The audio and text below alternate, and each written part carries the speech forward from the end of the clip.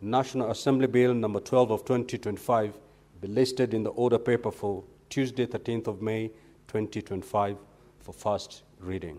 I thank you. Next order. Order number 4, petitions.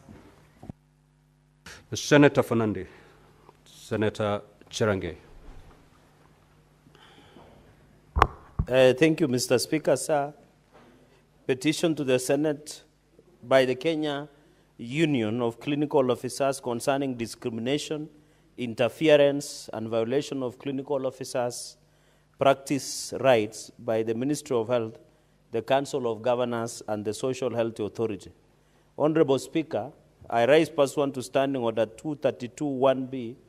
I hereby present a petition that has been submitted by the Kenya Union of Clinical Officers who are the citizens of the Republic of Kenya. As you are aware, under Article 119(1) of the Constitution, and I quote, every person has a right to petition Parliament to consider any matter within its authority, including enacting, amending, or repealing any legislation. So, Speaker, sir, the salient issues raised in the petition are, 1, that the Kenya Union of Clinical Officers, KUCO, is a duly registered trade union mandated to present and champion the interests of all clinical officers in Kenya. Further, the Clinical Officers Council is a statutory body established under Clinical Officers Act number 20 of 2017 to regulate the training, registration, licensing, and practice of clinical officers and their facilities. That clinical officers are highly trained health professionals providing essential services across all levels of care in both public and private sectors, with over 30,000 registered practitioners and more than 1,000 facilities previously contracted under National Health Insurance Fund, NHIF. So, Speaker, sir, that the Ministry of Health, the Council of Governors, and Social Health Authority shall have engaged in acts of discrimination, administrative interference, and violation of clinical officers' practicing rights, including 1, excluding KUCO and clinical officers from key policy discussion and labor negotiations to the treatment of other health sector unions.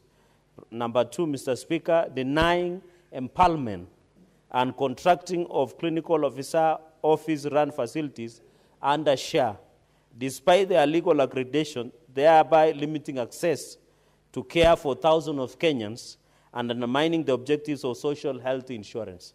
Number 3, Mr. Speaker, coercing clinical officers to seek double licensure from Kenya Medical Practitioners and Dentists Council, KMPDC, for their facilities contrary to the law, resulting in extortion and regularized corruption. Mr. Speaker, removing specialized clinical officer pre-authorization rights, disrupting service delivery, and causing patients to suffer delays and increase out-of-pocket costs. Mr. Speaker, that the Universal Health Coverage USC staff and clinical officers in turns are faced unfair and discriminatory terms of service, including delaying postings and inadequate remuneration, in violation of principles of fair labor practices and right to equal pay for equal work. That the county governments have failed to adopt and implement the approved career guidelines for clinical officers, which are important for transparent recruitment, promotion, and career progression, thereby undermining motivation, retention, and professional standards in the public service sector. So, Speaker, sir, that following a strike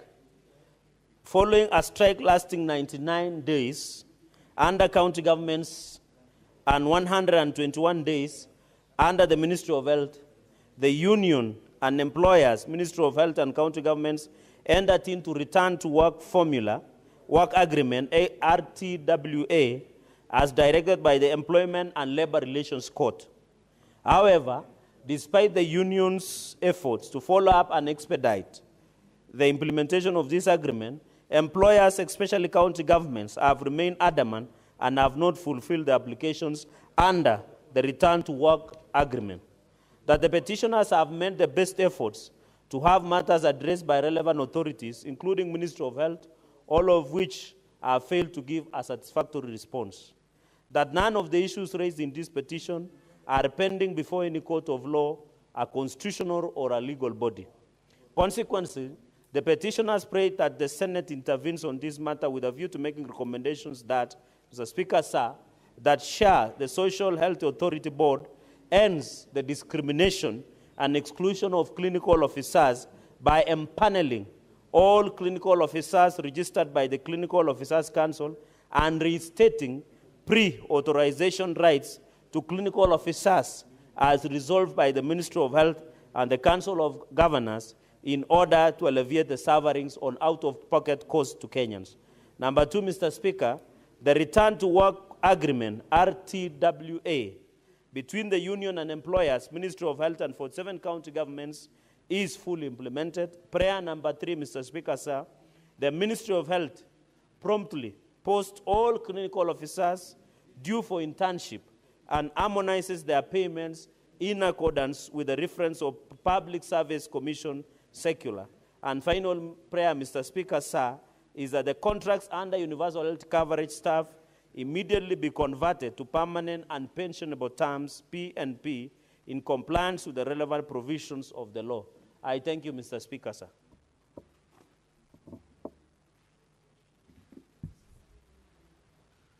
Now, honorable senators, Senator Karen Nyamu, you're becoming notorious in defying the standing orders, and that should be your last warning, Senator.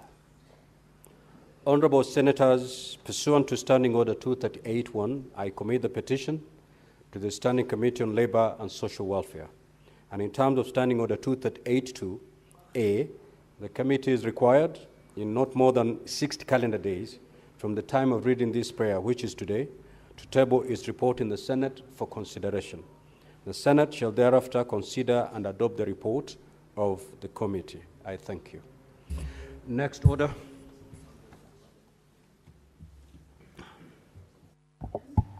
Order number 5, papers. Order number 6, notices of motion. Order number 7, questions and statements. Statement pursuant to Standing Order 52-1, Senator Hamida Kibwana.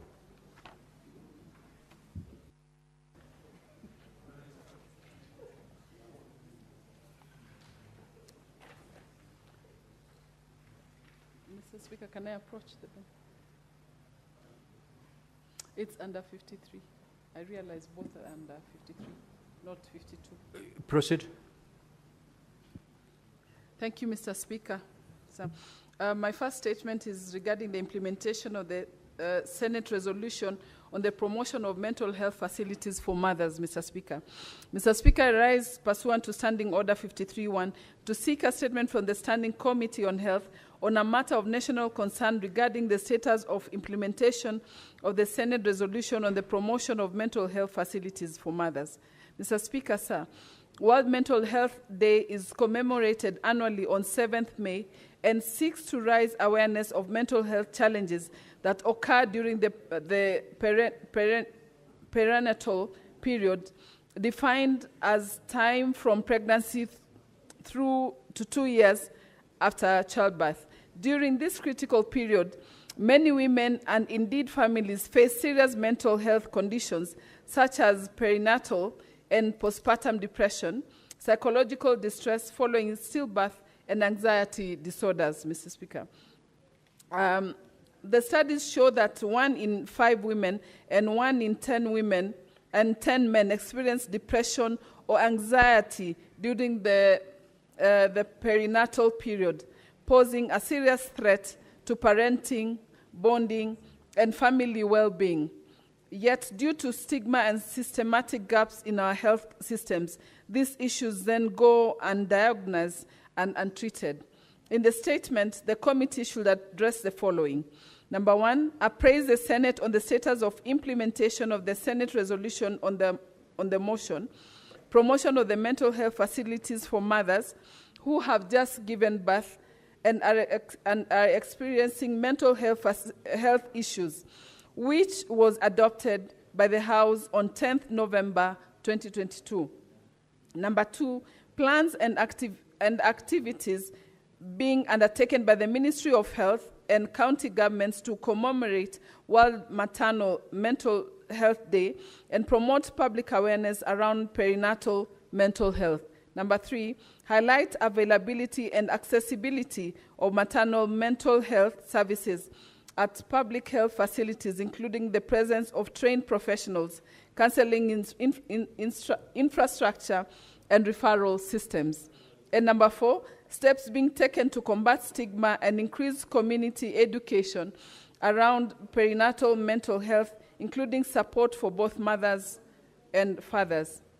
Thank you, Mr. Speaker. I have one more statement on quality of airline services on African flight routes by international carriers.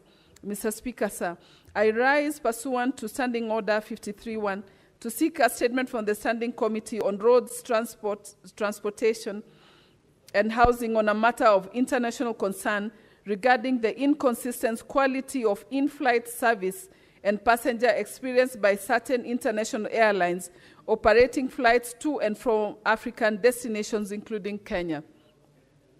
Mr. Speaker, sir, I recently had the opportunity to travel on multiple international carriers, including Egypt Air and Turkish Airlines, flying from Nairobi to various destinations across Europe and the Americas. I observed concerning disparity in service quality, both in business and economy class, and on the African legs of these flights compared to the standards maintained on the Europe and North America segments of the same airlines. Specifically, the African segments exhibited lower standards in the areas such as cabin cleanliness, meal quality, in-flight entertainment, staff responsiveness, and overall attention of the passenger to comfort and dignity. These discrepancies are increasingly being reported by other African travelers and raise critical concerns about discriminatory service practices, double standards, and the possible undermining of consumer rights for African passengers. Mr. Speaker, sir, the situation is not only just to African travelers, many of who pay premium fares for international flights, but also damages Kenya's standing as a regional aviation hub and tourist destination. The principle of non-discrimination in service provision must apply uniformly, regardless of the flight origin or destination. Mr. Speaker, Kenya and African passengers deserve equitable, dignified, and high-quality service when they board international flights, regardless of which continent they are departing from and flying to. I urge the committee to treat this matter with the seriousness it deserves and ensure this House is duly informed on the way forward. In the statement, the committee should address the following. Number 1, measures the Kenya Civil Aviation Authority, KCAA, and other relevant agencies have put in place to address this service disparity by international airlines operating flights to and from Kenya. Number 2, guidelines or agreements in place to ensure uniform service standards and passengers experienced by international carriers, regardless of route, geography, excuse me, and whether there are collaborations with the African or regional bodies to advocate for fair treatment of African passengers or international flights. Number 3, remedial measures that could be pursued to engage airlines like Egypt Air and Turkish Airlines, among others, or concerns or inconsistent and potentially discriminatory service on African routes. Finally, Kenya's consumer protection mechanisms, aviation, to address complaints of poor or unequal service by international airlines. I thank you, Mr. Speaker. Senator Omtata. Their statement is dropped. Statement pursuant to Standing Order 56-1B, the Chairperson Standing Committee on Information, Communication and Technology.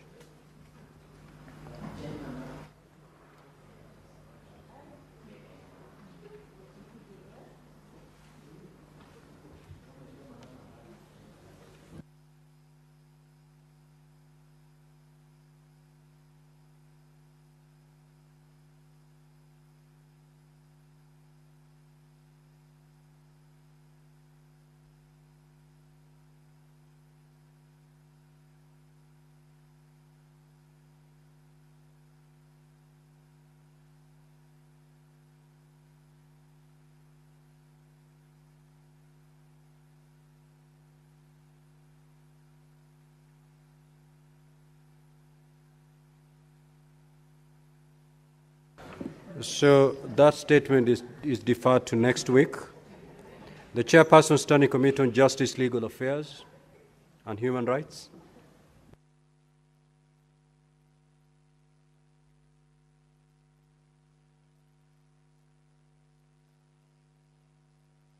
That statement is also deferred.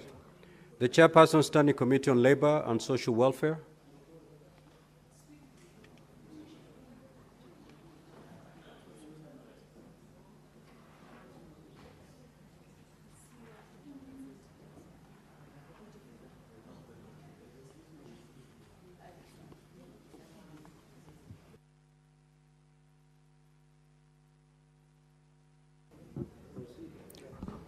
For giving me the opportunity to read this statement. A statement relating to the activities of the Standing Committee on Labor and Social Welfare for the period between 11th February 2025 to 30th April 2025, pursuant to Standing Order 56, 1B of the Senate Standing Orders. Mr. Speaker, sir, I rise pursuant to Standing Order 56, 1B of the Standing Orders to make a statement relating to the activities of the Standing Committee on Labor and Social Welfare for the periods between February and April 2025. Honorable Speaker, during the period under review, the committee held a total of 23 sittings, during which it considered 72 statements, 2 bills, and 4 petitions. Following the reconstitution of the committees and reorganizing of the extensive nature of its mandate, the committee conducted a working, planning, and inductive retreat to effectively integrate newly appointed members and ensure continuity in its operations. Additionally, the committee conducted extensive stakeholders engagements with the ministries and agencies under its oversight, particularly during the consideration of 2025 budget policy statement. BPS attached to this statement is schedule of legislative business currently before the committee, Appendix 1. Honorable Speaker, during the period under review, the committee received 15 statements addressing concerns on labor, rights violations, assignments, and delays in pension and statutory benefits, poor public sector, human resource practices, and inadequate enforcement of social protection laws.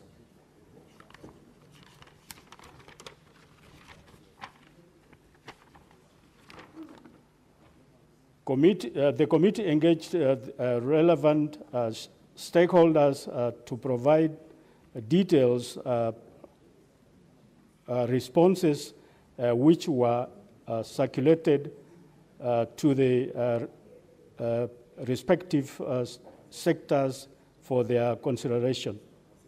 Honorable Speaker, during the period under review, the petition was submitted concerning the failure of Kenya Breweries Limited, Raplan, and Cetran Advocates, and Harrison Kinyanjui Advocate to pay compensation awarded to the petitioners, the committee reviewed the petition relating to the enforcement of judgment in HCCC number 279 of 2003. Following the review, the committee convened sittings which the relevant law firms and the Advocates Complaints Commission. To ensure accountability, the committee recommended that the Advocates Complaints Commission undertake several critical actions, including requesting the Commission disbursement records from Kenya Breweries Limited, convening hearings with the involved law firms, assessing complainee with legal, ethical, and finatory stance, and examining the High Court records to address any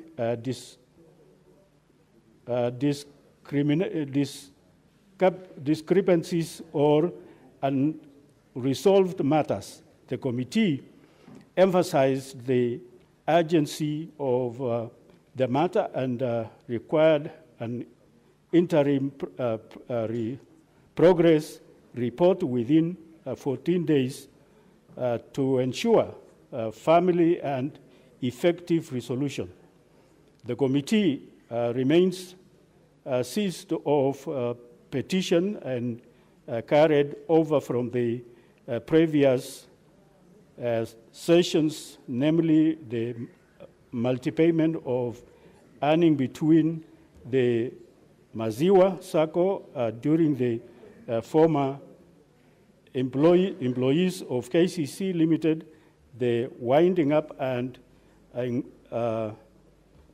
liquidation of the Technical University of Kenya, staff recruitment and benefits scheme, and petition concerning the persons with invisible disability, and able report on the same efforts completion. Mr. Speaker, sir, the committee is currently undertaking 3 inquiries as follows: the welfare of Kenya immigrant workers, the payment of one honorarium to former councillors, and an inquiry into the fate of candidates shortlisted under the diaspora jobs programs administered by Ministry of Labor and Social Protection. The committee has scheduled meetings with the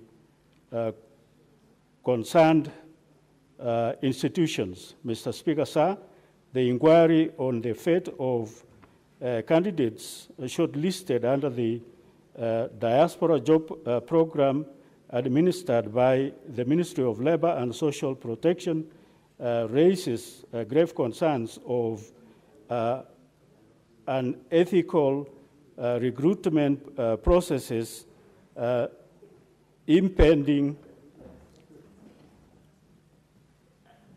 Kenyan citizens, both domestically and abroad. The committee has prioritized gathering, finishing accounts to fully understand the matter accordingly. The committee convened meetings with the affected job seekers and will further engage the recruitment agencies, the National Employment Authority, and the Ministry of Labor and Social Protection Through these engagements, the committee will take recommendations aimed at rectifying challenges and preventing recurrence in future. Honorable Speaker, for the next quarter, the committee will prioritize the following areas within the mandate: protection of workers, aid and enforcement of their labor and practices, including addressing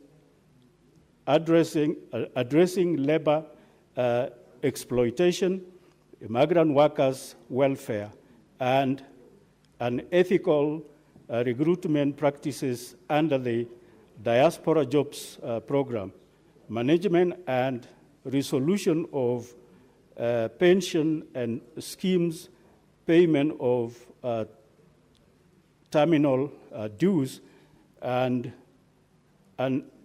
unremitted salary deductions for employees of state corporations, county governments, and other affected institutions. Strengthening of public sector's human resource management, including staff recruitment, promotions, and measures of eliminating ghost workers, and ensure transparency and matriocracy. Oversight of social protection programs, including the administration of welfare initiatives such as the Inua Jamii program and the protection of vulnerable population, and enhancement of reports development policies with focus on promoting alternative reports and improving sports talent management at the county and national levels. Honorable Speaker, I wish to thank your office and office of the clerk of the Senate for continued support accorded to the committee in executing its mandate. I also wish to thank the members of the committee for their diligent decision and valuable contributions to the activities of the committee. Thank you. I submit. Statements pursuant to Standing Order 57-1. The Senate Majority Leader.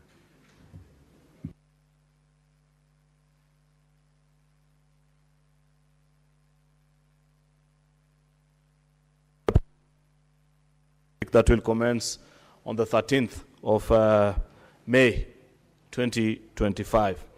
Before I proceed with this statement, let me take this opportunity, Mr. Speaker, to welcome honorable senators back from the short recess. I hope honorable senators took time to rest, spend time with family and friends, reconnect with their constituents, and rejuvenate yourselves for part 3 of the 4th session. I hope they noted the order of those activities, Mr. Speaker. It was quite intentional how they are scripted. While some progress, Mr. Speaker, was made in part 2 of the session, which saw Senate pass 7 bills, we still have a long way to go in processing legislative business. The current status of business pending before the Senate includes 52 bills, of which 40 are the second reading stage and 12 that are the committee of the whole. 23 motions are pending conclusion, 26 petitions are pending conclusion, out of which 17 are due for reporting by the respective standing committees. Mr. Speaker, sir, there are also 457 statements that have been sought pursuant to Standing Order number 53-1 and are being considered by our various committees. Therefore, from the above, it is evident that a considerable amount of business remains before us. As we approach the halfway point in the session, I urge honorable senators to be present in the chamber to transact business as scheduled in the order paper. Additionally, I implore standing committees to expedite their consideration of pending business and table their reports pursuant to the standing orders. Mr. Speaker, sir, on Tuesday, the 13th of May 2025, the SBC will meet to consider the business for the week. The tentative business for that day will include business not concluded from today's order paper, as well as the business indicated in the notice paper. The tentative business for morning sitting on Wednesday, 14th May 2025 will include the schedule of questions to the Cabinet Secretary, as well approved by the Senate Business Committee, as well as motions. The questions schedule include the following. A, question 57 to the CS for Labor, question 65 to the CS for MSMEs, question 78 to the same CS, question number 22 by Senator Ojenda to the CS for Health, number 30 to the CS for Health, as well as question number 32 and 23, all to the Cabinet Secretary in charge of Health. The tentative business for that afternoon sitting, which is the 14th of May 2025, will include any business that will not have been concluded from the order paper for Tuesday, 13th May 2025. Bills that are the second reading, which include the County Government State Officers Removal from Office Procedure Bill, County Governments Amendment Bill, Labour Migration Management Bill, Street Naming and Property Addressing System Bill. Then the following bills are Committee of the Whole, ECD, E-Bill, Local Content, Street Vendors, Cooperative Societies Amendment Act, Public Fundraisings Appeals Bill, the Heritage and Museums Bill, the Environment Laws Amendment Bill, County Library Services Bill, the Statutory Instruments Amendment Bill. The projected business for Thursday, the 15th of May 2025, will include business that has not been concluded on the Wednesday order paper and any other business scheduled by the SBC. I thank you, Mr. Speaker, and do hereby lay this statement on the table of the Senate. I thank you. Now, honorable senators, at this juncture, allow me to rearrange today's order paper, and that is for the convenience of the House. We will move to order number 9. Once we are concluded on that particular order, we will come back to take comments on the statements that have been sought. Clerk, proceed to call that order. Order number 9, motion. Report of the Standing Committee on Finance and Budget on the fourth basis for allocating the share of national revenue among counties.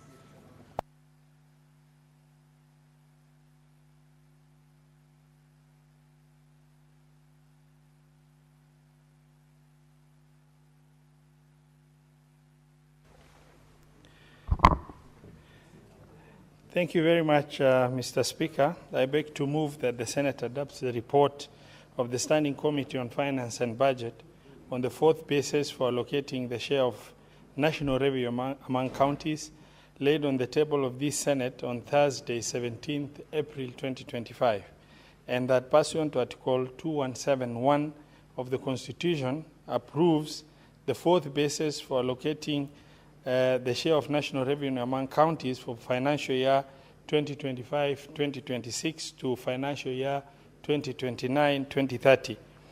County as follows. County allocation, which is equals to, into bracket, baseline allocation ratio, time is 387.425 billion, close the bracket, plus into brackets 0.45 or population index, 0 plus 0.35 equal share index, plus 0.12 poverty index, plus 0.08 geographical land size, that is time is any additional county equal share above the baseline. Whereas baseline refers to 387 billion being the equitable share for the financial year 2024-2025. Baseline allocation ratio refers to the allocation factor derived from each county's allocation for the financial year 2024-2025. The population index is based on 2019 Kenya population and housing census.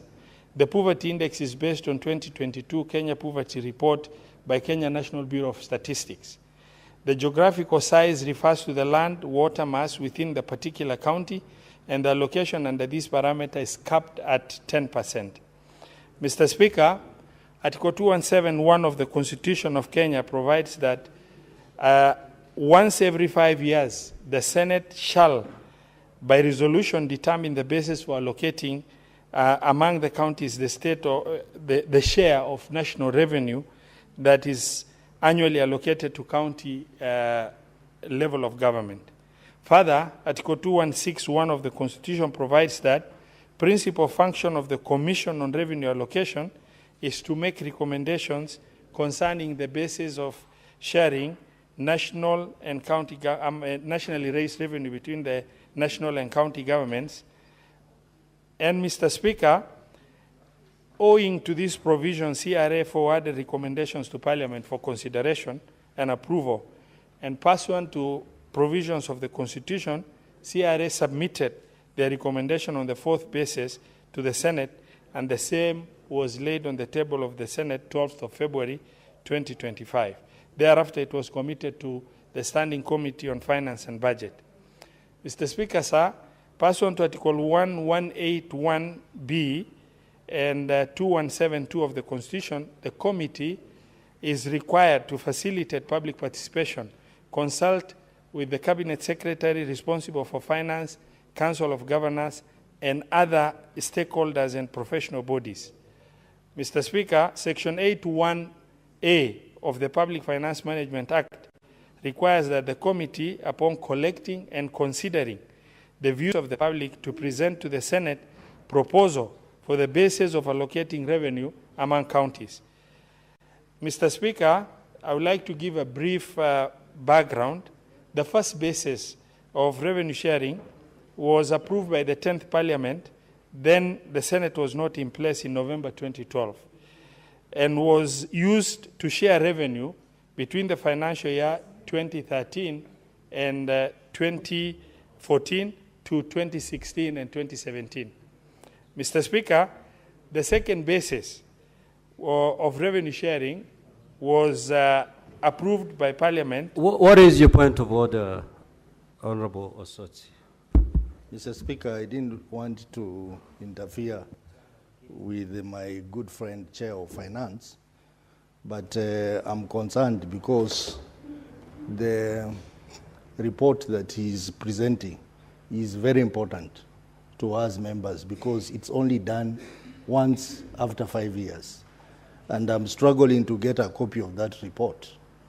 It's not in the iPad. Is it, I would request that that report be provided to us so that we are able to interrogate the issues, Mr. Speaker. This is a very important issue. Can we have the report provided to us?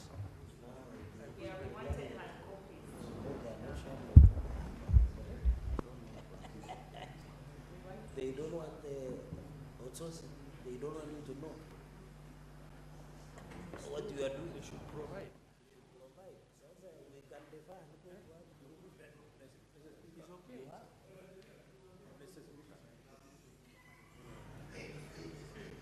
I'll convince you otherwise.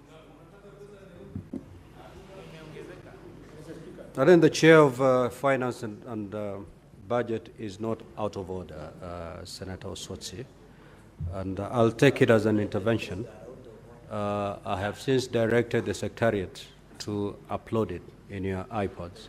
I think it was an oversight, but certainly not on the part of the Chair. So give it 3 minutes.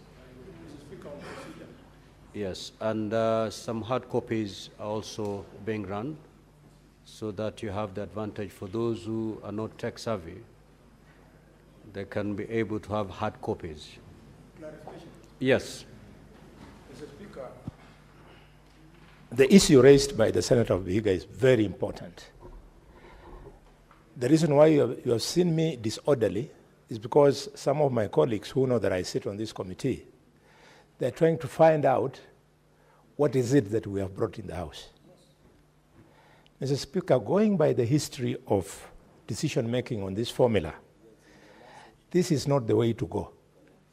Mr. Speaker, it would be more useful to this House that the industry of the Committee of Finance can be distributed to members, they interact with it, then debate be done thereafter. Otherwise, we run the risk, Mr. Speaker, the chairman will talk, he'll be seconded, members will come in when he was talking, will then start opposing and so on. This is one piece of legislation that we should take our time. It's going to bind us up to the year 2031, 2031 order. Up to the year 2020. So, Mr. Speaker, I'm requesting that you allow this document to be properly understood by our colleagues. Yes, Senator for Nairobi. Yeah, Chair, let me just join my colleagues in making that point, that many of us in this House are not in the habit of interacting with things we have not read, unlike some people in other quarters I don't want to mention. You have not read something, but you are an expert on it. You know, so, Honorable Speaker, because you had rearranged the order paper, perhaps we could resume the regular business. We have the documents uploaded and provided in hard copy, and then we can resume that debate with due respect to the Chair of Budget. I'm sure he understands the importance of this matter. And Honorable Speaker, I wanted clarification from you whether this is a matter that is also time-bound, so that I understand the timelines that we're working with, or this formula is something that we can spend a good a good amount of time on, so that we make an informed decision. Senator Fernandez. Mr. Speaker, I strongly associate with the sentiments of my colleagues, but myself being very industrious, I have read the report and internalized, Mr. Speaker, because I have the report and I've even put markers on my report ready to debate. Mr. Speaker, secondly, judging from the history, and Senator Aaron, Senator Lego, and a number of us who God has been gracious enough to be in this House, this issue of the revenue formula almost divided the country in the last session. And people who had not joined us remember, Mr. Speaker, that we had a lot of challenges convincing the nation on why we should adopt that base. And you remember you are governor then, and I know even governors and even the chair was governor then. We had push and pull. My proposal, Mr. Speaker, as you give us guidance on the timelines, if it is possible, for convenience of our colleagues who have not gone through the document, we can be allowed, Mr. Speaker, even I'm proposing further, that even the chairperson of Finance and Budget can even propose. I have seen we have signed something to do with Kamukunji, so that, Mr. Speaker, members can be taken blow by Masinde of Public Budget Office, can take members through an informal Kamukunji so that they can understand what goes through. I remember Bishop Senator Wambua, when there were some counties that were losing. And then there was a lot of protracted fight in this House, which almost divided, because there were people who were saying 1 man, 1 vote, 1 shilling. Others were saying 1 man, 1 shilling, 1 kilometer. So we don't want to reduce this debate, Mr. Speaker, to that level.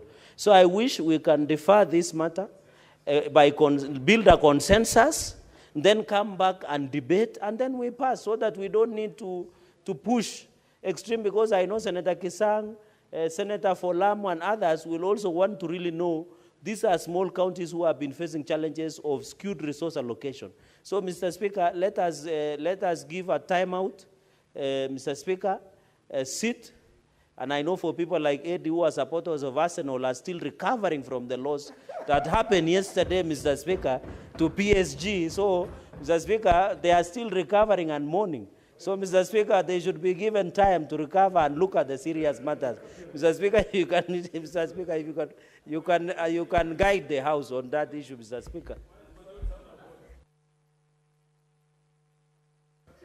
Yes, Gloria.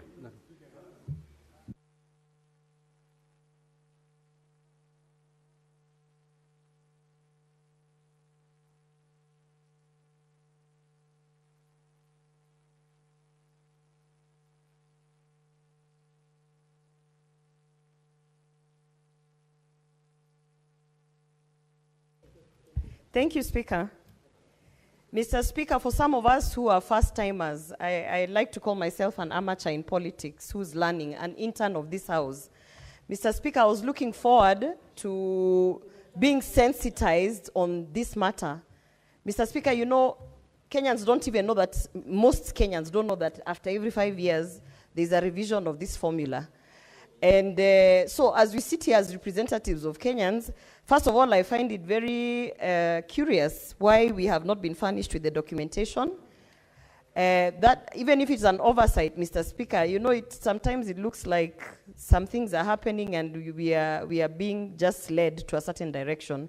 Speaker, I want to ask for the newcomers like myself who pride ourselves in being interns, if we can have a kamkunji so that we can be sensitized on what is happening, and then we can be able to deliberate in the kamkunji before we debate this matter. Speaker, I think for some of us it will be very helpful because as interns of this House, you know, they keep saying we are nominated, we are nominated. We would like to learn about this revenue formula, the revision, so that we can understand next time when we come back to this House, because we are coming back, we can be able now to stand up and say as ranking members and all that. So, Speaker, I'm asking for a kamkunji, if we can have a kamkunji outside of chambers, and then we can come and deliberate on the matter. Thank you.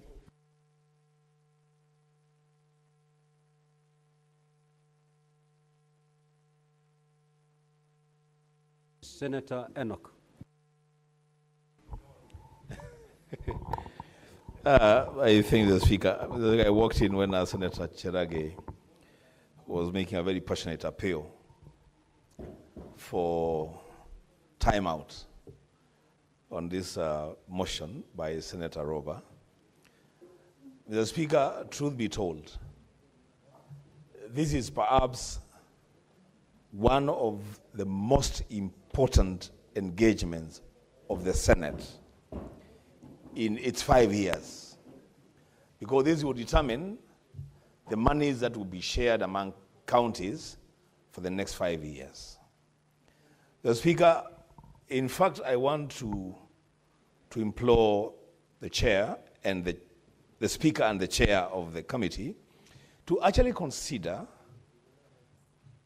a retreat, even within Nairobi, within a real retreat. A Kamukunji would be like 2-3 hours. That would not even be enough, Mr. Speaker. This is a matter that we need. By the time we are coming here, we have already built consensus. So just come and just process the business and come up with a way forward for everyone. Because, Mr. Speaker, lastly, one of the most disturbing things about a formula for sharing revenue is that it may get to a point that then one county, unfortunately, may have to not gain as much as other counties. You actually even need to walk that journey with every senator so that they know why they were getting much less than what the others are getting. The Speaker, a retreat will be important to build consensus on this matter. I thank you. Now, honorable senators, let us make progress in this particular matter.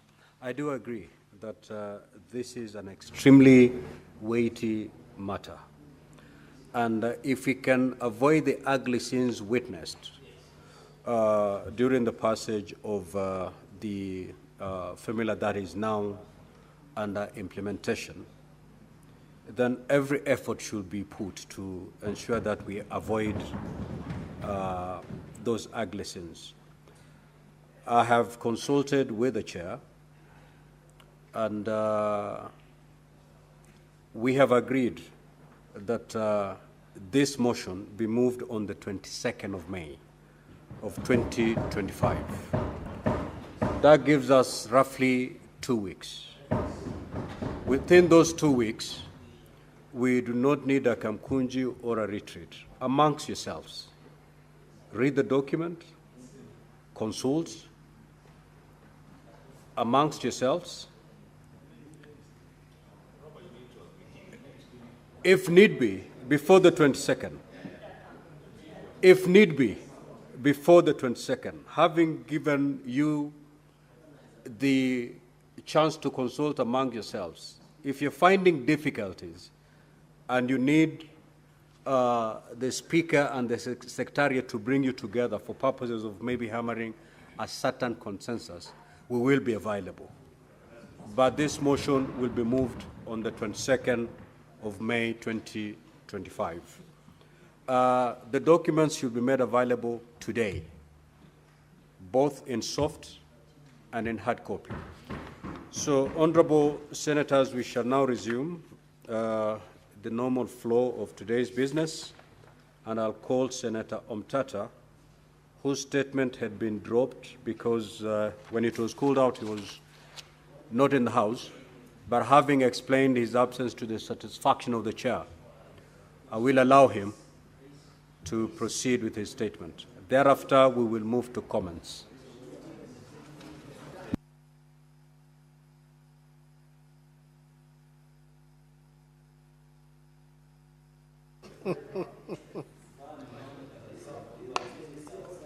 Yeah? I have to make sure I don't hear us.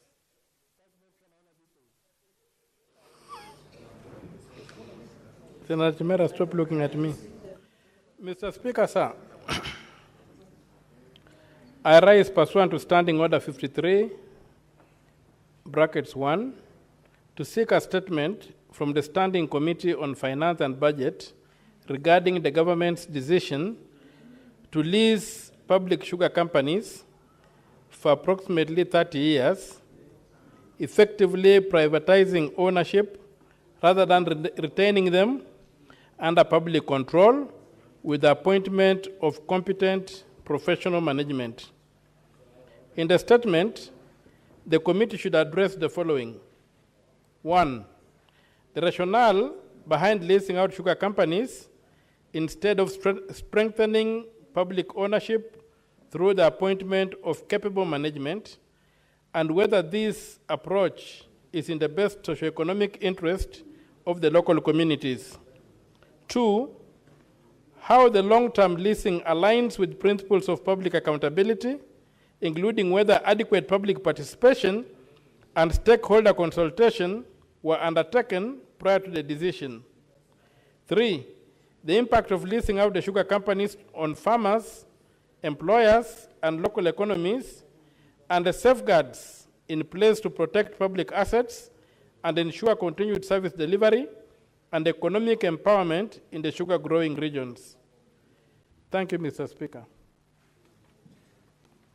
Now, honorable senators, before I allow comments on the statements that have been sought, allow me to make this communication. I would like to acknowledge the presence in the public gallery this afternoon of visiting teachers and students from St. Teresa Secondary School in Murang'a County. The delegation comprises 3 teachers and 64 students who are in the Senate for a one-day academic exposition. Now, honorable senators, in our usual tradition of receiving and welcome visitors to Parliament, I extend a warm welcome to them, and on behalf of the Senate and my own behalf, wish them a fruitful visit. I do not see the Senator Oroba. You're out of order. I will allow the majority whip under 1 minute to extend a word of welcome, to welcome the delegation. Thank you, Mr. Speaker. Mr. Speaker, it would be nice for the young people from Murang'a to know that Murang'a has got a special history with the Parliament of this House. It is from Murang'a, Mr. Speaker, the children should know, where we had the first parliamentarian who was a doctor to sit in Parliament in Kenya, Dr. Kikonyo Kiano. Mr. Speaker, it would also be nice for them to be proud of the fact that the real leader of the end of the dictatorship of a certain president in the country was from Murang'a, a man by the name of Kenneth Njindo Matiba.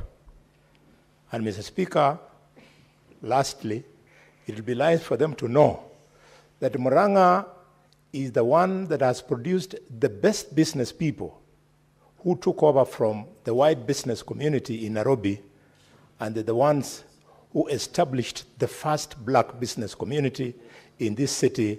Welcome, young people. Thank you, Mr. Speaker. Now we go to comments on the statement sorts. Now, honourable senators, if you manage to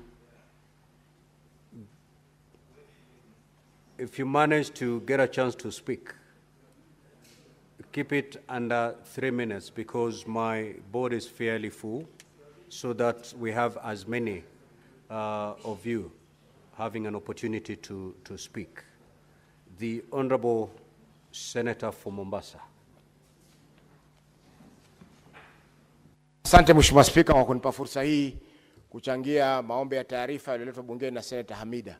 Mheshimiwa Spika, ni kweli kwamba baadhi ya mashirika ya ndege yanayohudumu katika nchi yetu hususan na Turkish na nyinginezo, huduma anazotoa Mheshimiwa Spika kwa vile viwango vya juu, kwa hakika zinaacha mambo mengi maswali mengi kuulizwa kuliko majibu. Mheshimiwa Spika, nilibahatika kusafiri na ndege ya Turkish kwenda Istanbul hivi majuzi, na Mheshimiwa Spika, huduma za business katika ndege hizo Mheshimiwa ziko tofauti na zile ambazo wanatoa kwa kiwango hicho kwa ndege zinazosafiri kutoka sehemu ya Istanbul kwenda maeneo mengine katika Europa na vile vile maeneo mengine katika Amerika na sehemu za Asia. Mheshimiwa Spika, haiwezekani kwamba ndege ile itoe huduma tofauti kwa wale wanaokuja Afrika na wale wanaokwenda sehemu nyingine. Na sijui shirika ambalo linadhibiti huduma hizi katika nchi yetu ya Kenya linafanya nini ili kuhakikisha kwamba huduma zinazotolewa zinafikia vile viwango vinavyotakikana. Kwa Mheshimiwa Spika, tungependa kamati iharakishe swala hili kwa sababu Wakenya wengi wanapata shida. Inakuwa kama ambao kuna ubaguzi wa rangi kuhusiana na huduma wanazotoa katika maeneo ya Afrika na yale maeneo mengine ambako wanahudumu. Kwa Mheshimiwa Spika, naunga mkono maombi hayo ya taarifa ya Senator Hamida Kibwana. Asante. The Senate Majority Leader. Senate Majority Leader. This request was for comments in the earlier discussion. I don't have a comment on statements. Senator Sifuna. Honourable Speaker, let me just comment on the statement that has been read by the Senator for Busia. This is a matter of grave national concern, Honourable Speaker.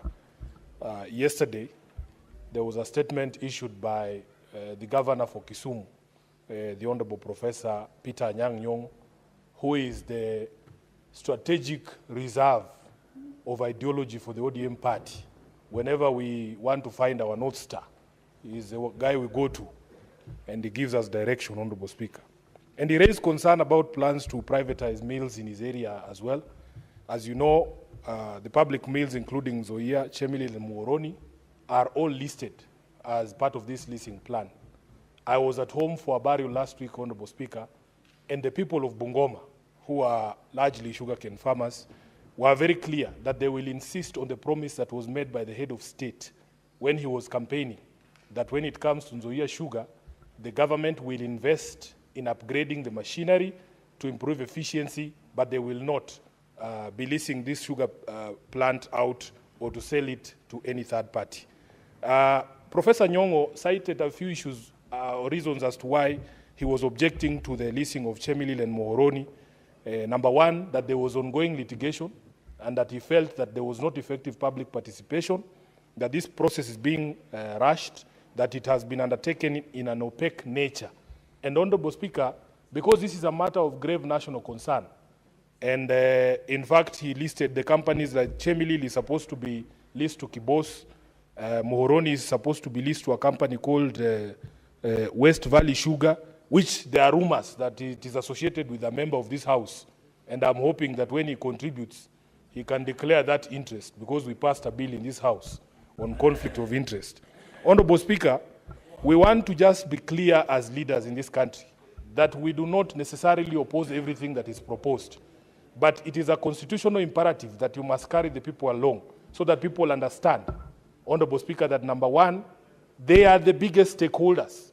Number two, Honorable Speaker, if you are leasing out the sugar mills and the person is not interested in reviving the mills but is after the land that is occupied or is owned by that particular sugar plant, there's going to be a problem.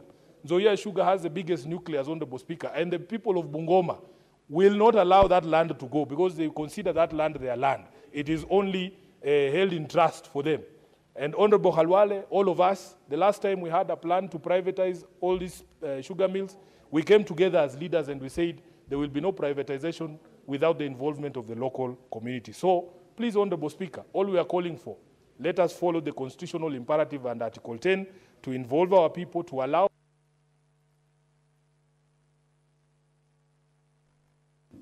Senator Fernandez. Mr. Speaker, let me pick from where Senator Sifuna left by saying also Nandi is part of the conversation we're having about privatization and leasing of sugar mills, because Chemelil, West Kenya, and a number of them, including Kericho County, Mr. Speaker.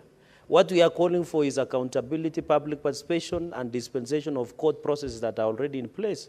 And it would be nice to engage, and I'm willing to sit the way we did with the Oparanya report on sugar task force reforms that give birth to Sugar Act. We would be willing to sit and have that conversation for betterment of farmers and Kenyans. I want to ask the government not to be in a hurry, because there will be a lot of legal hurdles that might affect this process. I know there is a sugar bait that has been given of bonuses to farmers, but we need to have a conversation, Mr. Speaker, and ensure that we conclude. Secondly, Mr. Speaker, on the report by Labour Committee, I wanted to hear what is, Mr. Speaker, we did pass about one-off honorarium to former councillors.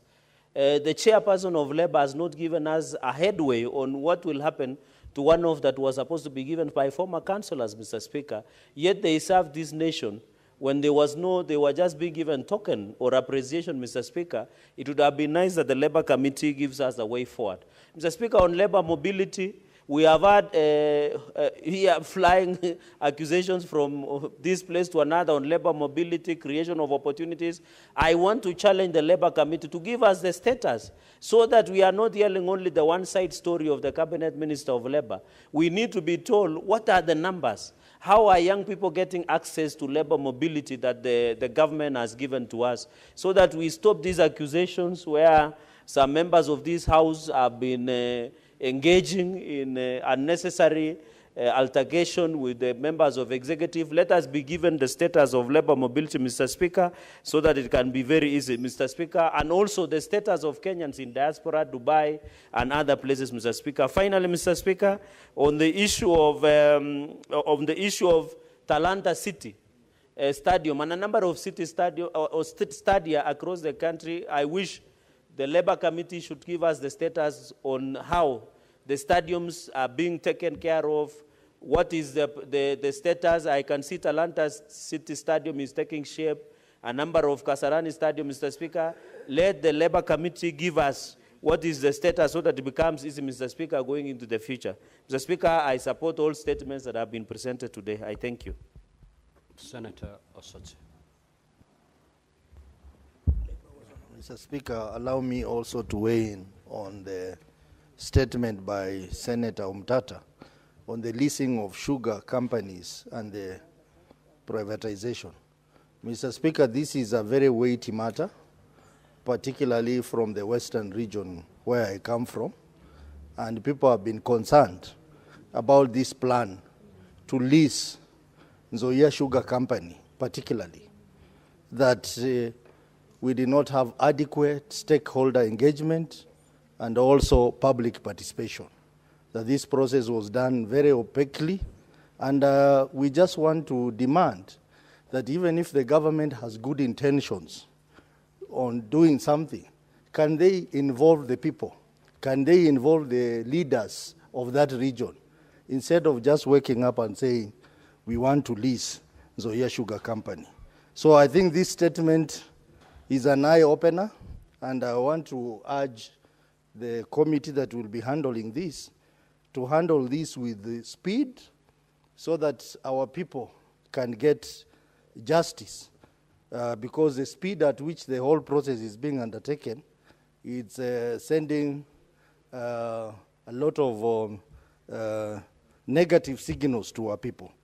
On the second issue of privatization, I'm among the people who believe that privatization is not the solution to the problem we are having in the sugar industry. Mr. Speaker, Mumias Sugar Company was doing so well before privatization. When we used to have management agents called Bokatet, they were doing so well. But now the problem started increasing upon privatization of Mumias Sugar Company, where the management could not listen to anyone. So many occasions here, the former MD of Mumias Sugar Company, the one who was a governor somewhere, I don't want to mention the name, he used to come here and even refuse to talk to the committees and say we are privatized. That is where the company went down. So the solution is not in privatization of this sugar company, but the solution is in government looking for a strategic manager. Mr. Speaker, I wonder why the government keeps interfering with this sugar industry. For example, in Mumias, and Senator Boni Khalwale is here, Sarai has been able to make that company work. But now we are trying to, when things are working, we want to destroy them. That guy has worked so well. He has made smoke come out. He has made some workers to go back to work. And then now you want to tell him, you want to take part of the company away to another person. When we... Senator Murango. Asante sana Mheshimiwa Spika, hata mimi ningetaka kuongezea pia maoni yangu kulingana na ombi lililoletwa na Senator Mtata. Pia katika hiyo gazeti la kitaifa niliona pia kwamba kiwanda cha Mwea cha mchele pia kimeorodheshwa pia katika ile ambayo inafaa kwenda kwa watu binafsi. Mstahiki Spika, babu yangu ni mojawapo waliopeana shamba na pia kuchangia katika kujenga kile kiwanda. Kwa hivyo serikali inapoamua kukiuza, ni vizuri wale waliopeana kiwanja kwa hiari, shamba kwa hiari, tujue watafaidika kivipi. Kwa sababu kama nimekupa shamba ili ufanye jambo fulani, ukimalizia kama una haja nayo unafaa nirudishie mimi niliyokupa. Sababu hakuuza. Jambo la pili, kuna mchango ambao ulifanyika ili kuhakikisha kwamba ile kiwanda kimeendelea. Wengi wao toka leo mashishi na kuanga kambulini. Sisi Wakikuyu kutoka Kirinyaga tunashika mashamba yetu. Lakini tuliyapeana, wakambaki wanakaa katika vijiji ambapo hata mahali ya kuzika hakuna. Mstahiki Spika, ni vizuri watu waliokuwa na roho nzuri na hiari kama hiyo, jambo kama hili linapofika wahusishwe, waitwe. Wale waliombaki kama sisi ambao tumembaki kwa sababu wale washatangulia mbele ya haki, tuweze pia kuamua na tuweze kuweza kuwajulisha pia maoni yetu ni ipi. Kwa sababu wale walioko pale, Mstahiki Spika, nikwambia siku ya leo hawako kamwe, hawana haja na hiyo kiwanja iuzwe. Jambo la pili, katika zile viwanda zimejengwa Sagana ambapo tunaambiwa kwamba tunafaa tupeleke kutafuta huduma hapo. Kwa sababu lile shamba liko Ngurban Town, limeshikana pia na maghala ya halmashauri ya nafaka. Mahali wakulima wanaenda kuchukua mbolea yao ya ruzuku ambayo inapewa na serikali, ambayo ni katikati. Ni kilomita zaidi ya 30. Ni kama kutoa Njikoni mahali ambapo iko karibu na Sembule uende uipeleke karibu na Mbafu. Mahali ambapo unafaa kutembea, Mstahiki Spika. Kwa hivyo katika zile huduma tunapata kutoka kwa hiyo kiwanda, sisi tungetaka imbaki pale pale, na kama basi wakazi wakulima ataamua kwamba ipeanwe, wahusishwe kikamilifu ili waweze kuamua itaenda ama iendi. Asante sana Mstahiki Spika. Senator Eddie. Thank you, Mr. Speaker. Two quick comments. First, on the statement that was sought by Senator Amida.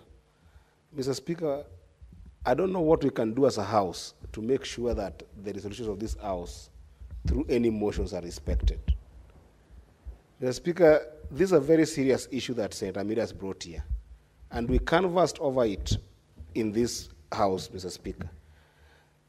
Last weekend, together with the committee of CPIC, we visited the hospital in Kwale, another of hospitals that I don't want to mention here.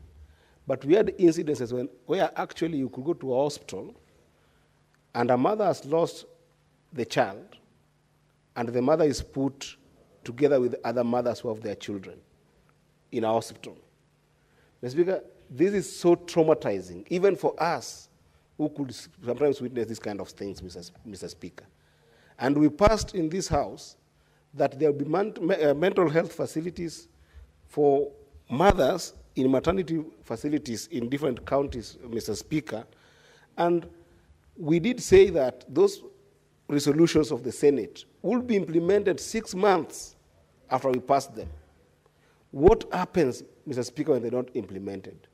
How do we follow up on this? And Mr. Speaker, even remember that last year, the Majority Leader brought a very serious motion in this House about the Gen Z movement, the June 25th. Some of the things that we see the population keep on being agitated about in this country are things that we canvassed about in this House, came up with a resolution of the Senate that then was passed to be followed up with by the relevant authority, but up to date, Mr. Speaker, they haven't been followed through. So on this statement, Mr. Speaker, I think it is less the Committee of Health to follow up on it, but more of us as a House. How are we taken seriously when our resolutions are passed, sent to relevant authorities, and they are not taken seriously? This is an issue, Mr. Speaker, that I think that we must actually take very seriously as a House and be able to find a solution to it. Because we cannot pass a resolution of the Senate and they're never taken seriously. They're never implemented. Then we are not a serious House in the eyes of those authorities, and we must show that we are a serious House. Lastly, Mr. Speaker, on the statement by Senator Okia Omtata. Mr. Speaker, I think that this is a very important statement because, Mr. Speaker, what we see with the sugar industry is the fact that the sugarcane industry has become a poverty industry for most of our communities. I also come from a sugarcane industry, or rather a sugarcane growing region, Mr. Speaker. Senator Boni. Mr. Speaker, the issue raised by the Senator for Busia is going to affect the lives and livelihoods of 8 million Kenyans who depend on the sugar sector directly. Mr. Speaker, the issue raised about public participation, I would like the government to know that the only public participation that took place over Nzoia was consulting the governor of Bungoma and the Speaker of the National Assembly. Consulting those two leaders does not amount to public participation of Nzoia Sugar Company. I refuse. I speak today for 1.8 million people of Bungoma who depend on Nzoia Sugar Company. Mr. Speaker, that these two leaders have accepted the factory to be listed to a guy called Rai, who took over Webuye Pan Paper Company. The company has been run down. The timber industry has collapsed. The same Rai who that this of Bungoma who depend on Nzoia Sugar Company. Mr. Speaker, that these two leaders have accepted depend on for most of us. Mr. Speaker, the issue raised by the Senator for Busia is going to affect the lives and livelihoods of 8 million Kenyans who depend on the sugar sector directly. Mr. Speaker, the issue raised about public participation, I would like the government to know that the only public participation that took place over Nzoia was consulting the governor of Bungoma and the Speaker of the National Assembly. Consulting those two leaders does not amount to public participation of Nzoia Sugar Company. I refuse. I speak today for 1.8 million people of Bungoma who depend on Nzoia Sugar Company. Mr. Speaker, that these two leaders have accepted the factory to be leased to a guy called Rai. Rai, who took over Webuye Pan Paper Company. The company has been run down. The timber industry has collapsed. The same Rai, who upon seeing the success in Mumiasi, due to his brother Sarbi, has come there to try and take a section of that factory because he has the capacity to bribe people in government. We refuse again and again. The decision of leasing Zoya should be rethought. Our people must participate. Our people have elected us. We have the capacity to understand issues. Mr. Speaker, finally, the issue raised by the Committee of Labor on Stadia. I want to celebrate Ababu Namwamba. He is the father of the Talanta City Stadium that is ongoing, whose completion is making progress. Please, please, the new Minister for Sports should make sure that the blueprint of Ababu that included development of Buhungu Stadium in Kakamega must be seen through, because it is an open secret that if you want football to succeed, you only go to 3 corners in this country. You go to Coast, the home of footballers. You go to Nyanza, the home for footballers.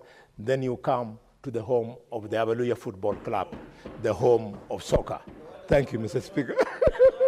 Senator Muma.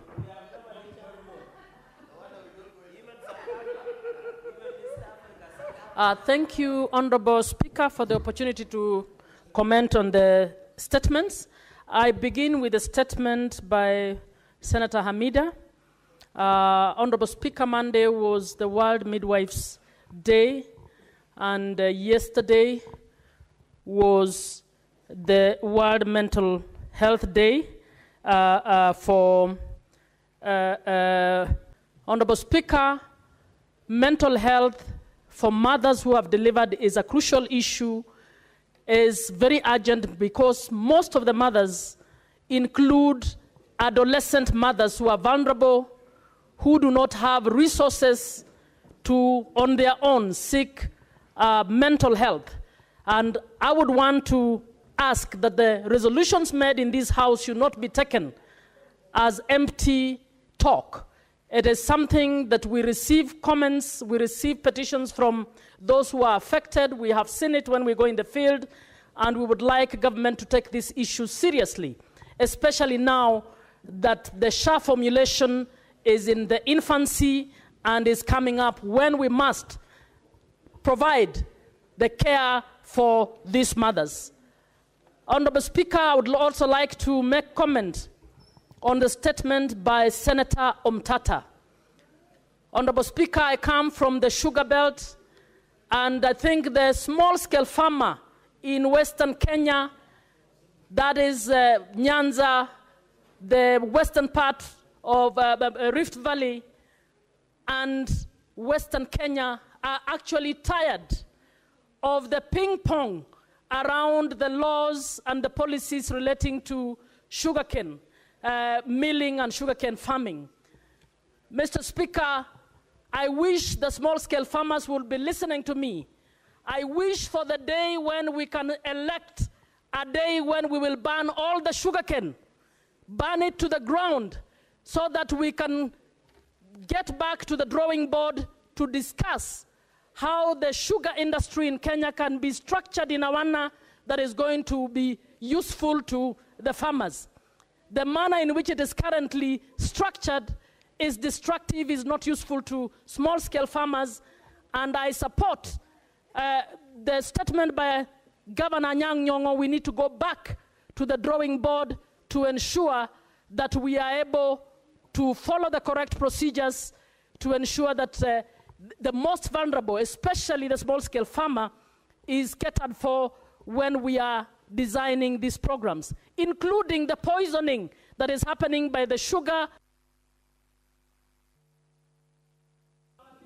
Senator Gloria.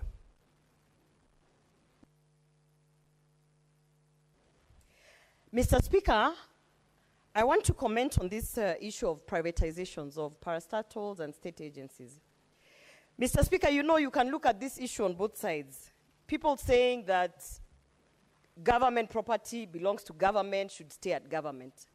But Mr. Speaker, we know if it is not helping the people, then there's no point. Just here across Parliament, we have KICC. KICC, if it's supposed to operate at its, best profitable days, we are supposed to be having conferences in and out. But we know, and we have to be honest to ourselves, that the culture that we have in these parastatals and state agencies is that, because it is a government facility, we don't need to push sales, we don't need to do this, we don't need to do that. So just having a state agency belonging to government and saying that we are proud because it's government, it stays with government, and it does not really benefit the people. So what are we doing? What are we doing? All these issues of privatization have only been brought about because these state agencies are actually not performing the way they're supposed to perform. So the conversation that we should have is not whether this belongs to the people, someone gave land to the government. Okay, let them be compensated so that now we can make sure that the state agencies are there to benefit the people of that community. Mr. Speaker, it pains me that every time we debate, we want to localize the issue. Okay, yes, politics is local, but economics is about profits. So if a state agency or an institution is not bringing any profits to the people of that community, then we have to have the hard conversation, and the hard conversation is that we need to do something, and if that means that we need to privatize it, let us talk about the parameters of how we are going to privatize the agency. Otherwise, coming here and fighting and say, don't do this, don't sell this particular, that's fine. But what are we going to do to ensure that all these state agencies, be it the sugar companies, be it, as I said, agencies such as the KICC, be it, whatever state agency that is there, let us have a conversation, an honest conversation on how those state agencies are profitable and how they are actually benefiting the people of that community. Thank you, Mr. Speaker. Next order.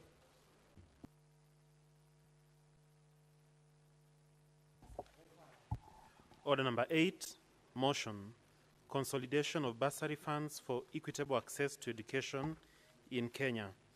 Resumption of debate interrupted on Wednesday, 7th May 2025, morning sitting.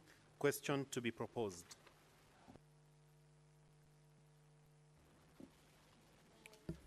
Honorable Senators, take your seat. I need to propose the question.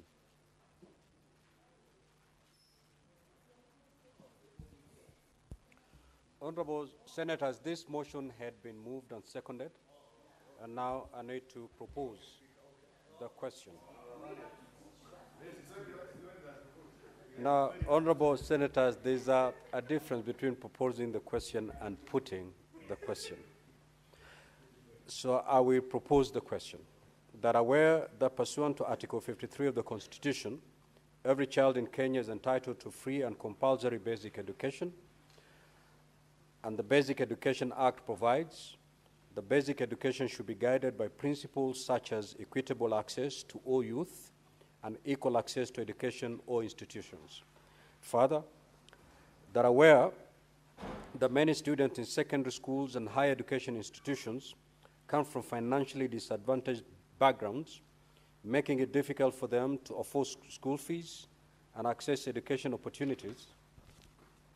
Noting that over the years, various interventions have been made, including the issuance of bursaries through the National Government Constituency Development Fund, the National Government Affirmative Action Fund, the Ministry of Education and county governments through various county bursary funds, concerned that despite these efforts, school fees remain unaffordable for many parents, and the allocation of bursaries has been plagued by nepotism, favoritism, and political manipulation, and lack of transparency and accountability.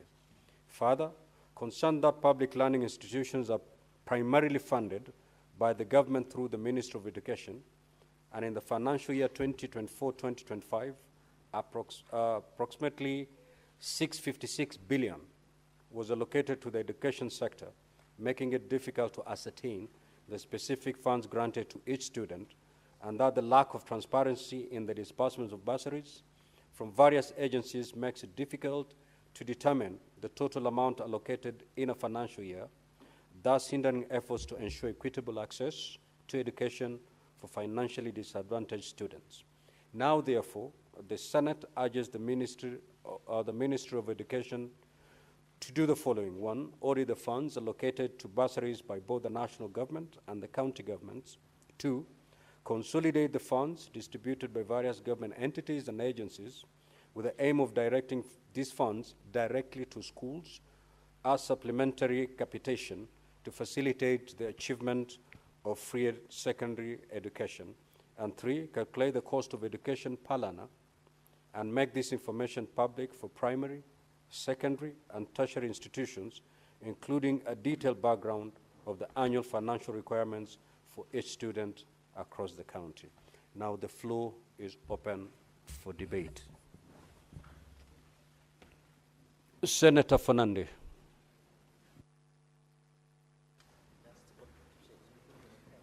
Thank you, Mr. Speaker.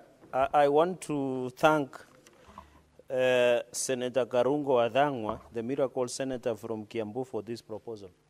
Mr. Speaker, I am aware there is an ongoing public participation by members of the National Assembly on the importance of entrenching national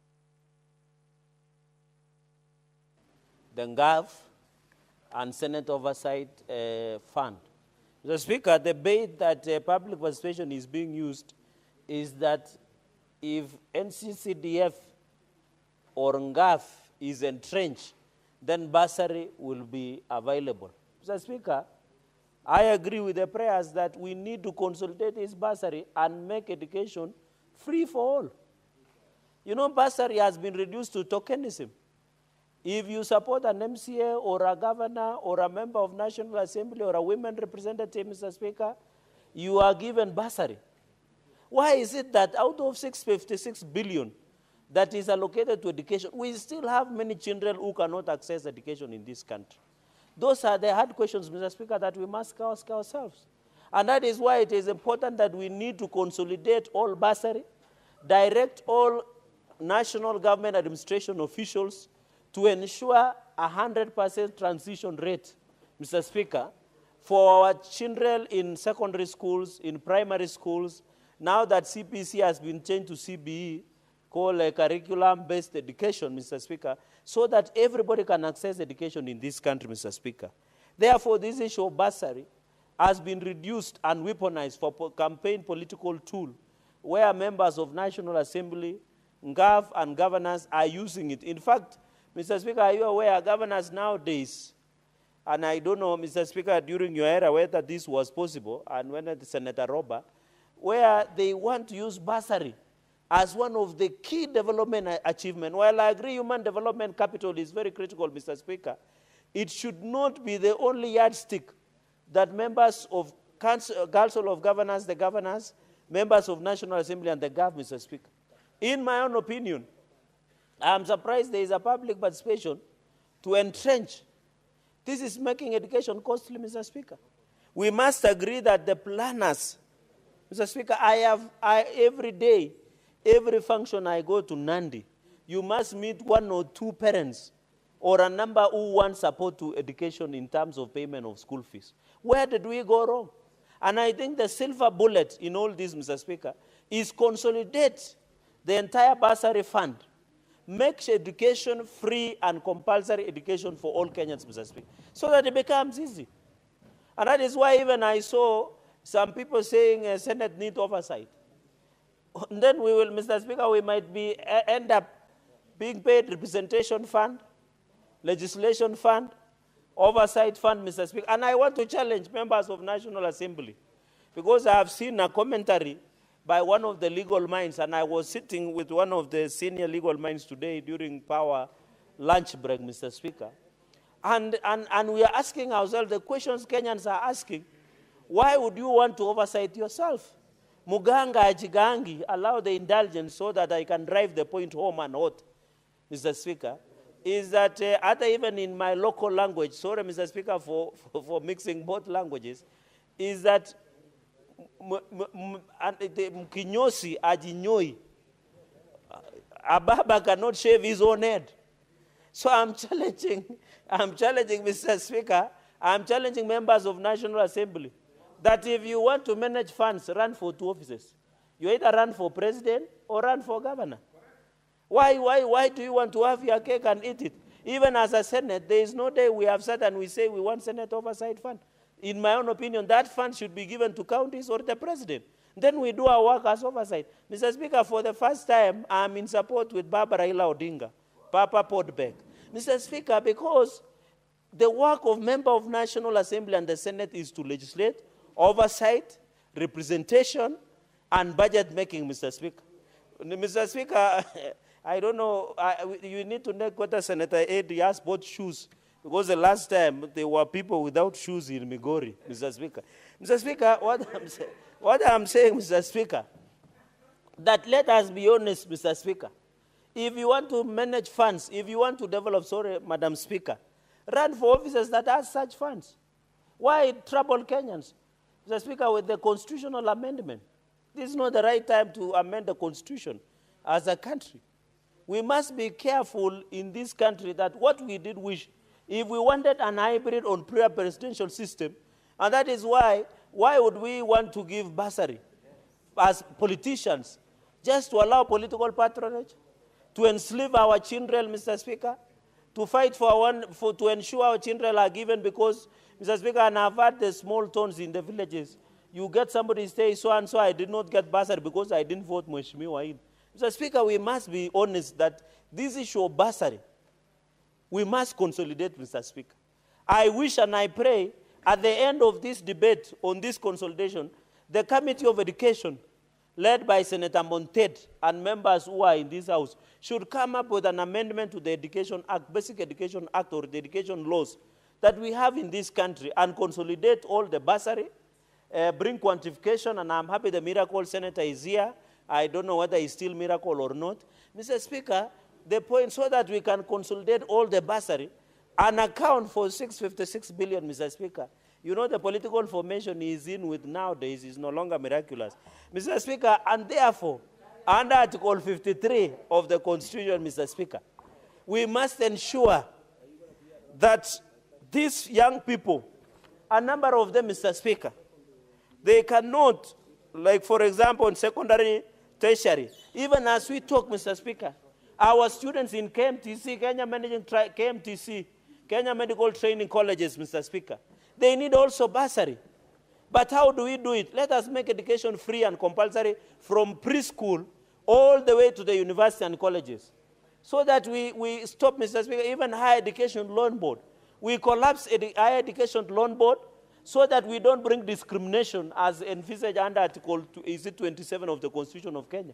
Because the moment children that are in public universities are given higher education loan board, yet that money is the taxpayers, including all Kenyans. Yet children in private universities are not given higher education loan board, Mr. Speaker. It casts aspersion and the shadow, Mr. Speaker, of discrimination in our society, Madam Speaker. It casts aspersions on discrimination of our children that access higher education in this republic.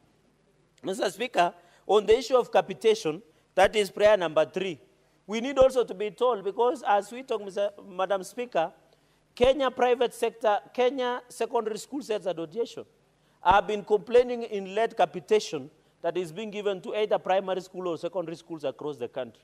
We must calculate so that we don't need after, when that, you know, I find it untidy that after every opening of schools, you hear Kesha, you hear Primary Aids Association, you hear NAT, you hear Kupet, Madam Speaker, complaining that capitation is yet to be released.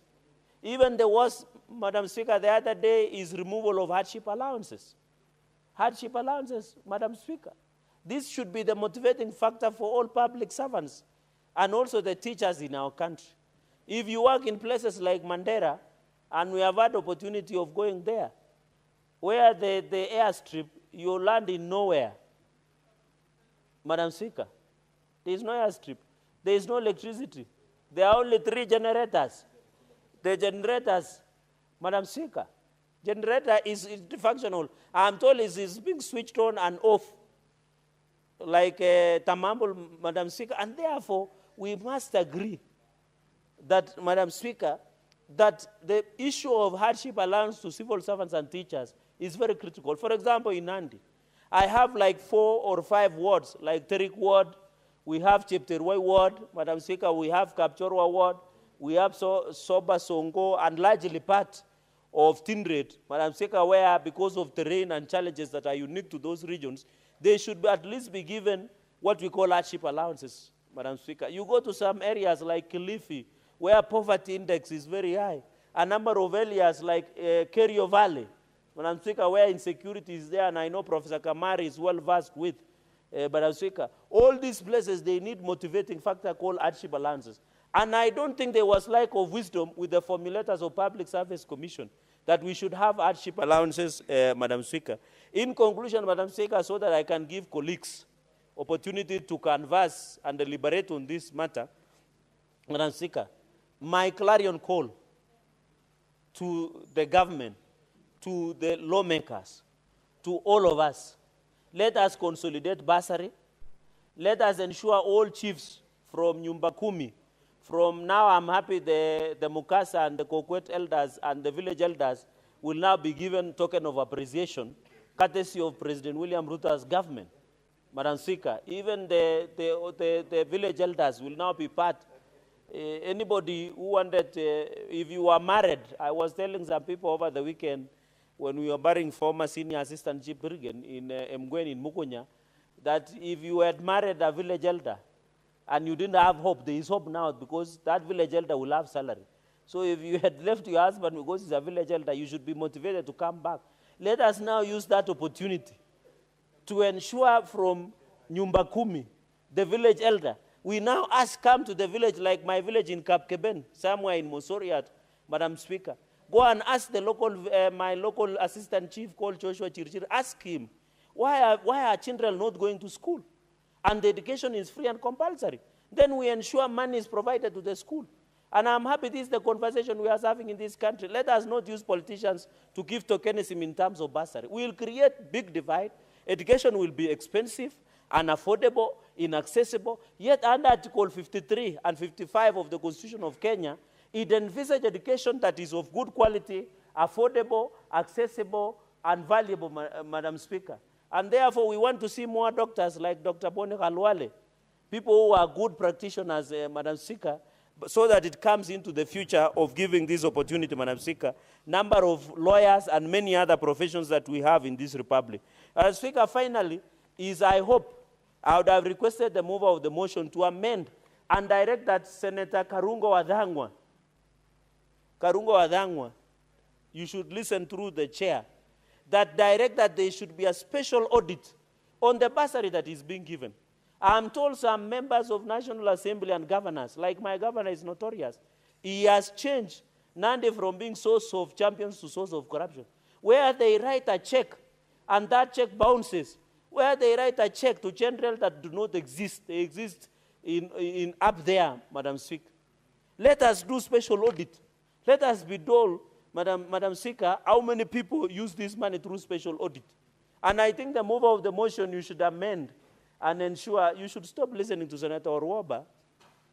Madam Speaker, I know she is still excited about what happened in Kisii, but you know, you should ask Senator Moses Masika Wetangula.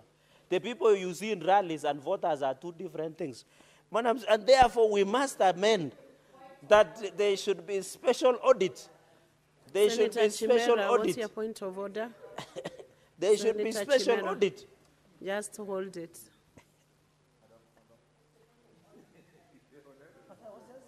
Can you give Senator Chimera the microphone, please?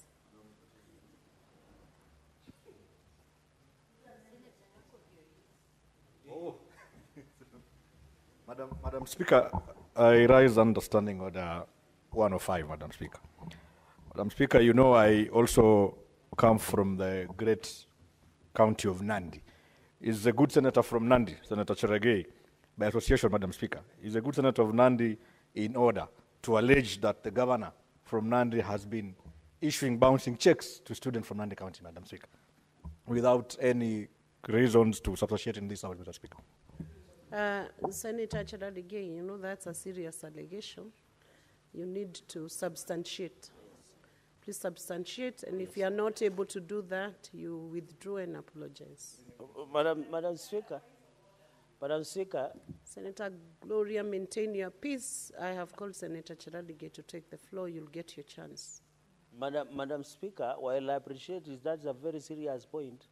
In our culture, it is unheard of where somebody you have given your daughter to marry to question the person who gave, but that is beside the point. Senator I'm willing to Cheradigei, table. you are out of order. Madam, there was and no we might end up penalizing him under customary law. There was no marriage introduced in the point of order. I'm coming to that point. The status of Senator Cheradigei is not in discussion under that Madam Speaker, I'm willing to be given time to substantiate by next week. But I want to advise him, if he continues questioning people who gave him the daughter, we might, under customary law, which Constitution recognizes, we might add a number of cows so that he can pay. And Senator Aaron should be whispering such a traditional obligation. Senator Cheradigei, are you listening to the chair? Yes. You are barred from discussing his marital status because it was not part of the point of order, and we are not quite sure whether Senator Chimera is married from the Nandi County. So refrain from referring to that marital status. Thank you. It was just on a lighter touch, Madam Speaker. So in conclusion, you will substantiate by Tuesday. Yes. Next week. Yes. What's your point of order, Senator? Madam Speaker, I stand under Standing Order 101, Contents of Speech. 101.4. No senator shall impute improper motive to any other senator or to the member of the National Assembly. Madam Speaker, I have heard Senator Cheradigei mention me, and the motive, Madam Speaker, did not look like a good motive. Talking about that, I'm just excited because I don't know I went to which rally where. Madam Speaker, I would like for Senator Cheradigei to clarify what he meant and if at all that was relevant on his debate. Madam Speaker, thank you.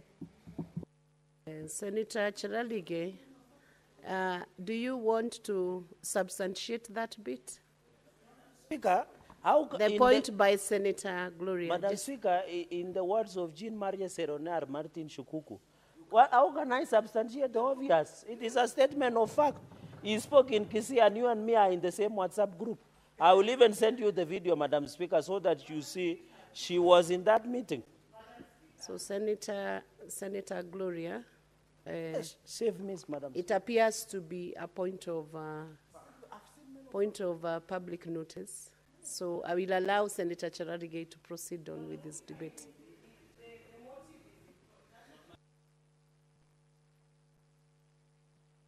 Senator Cheradigei, your time is up. You have decided to detour in the course of your very serious debate. So resume your seat.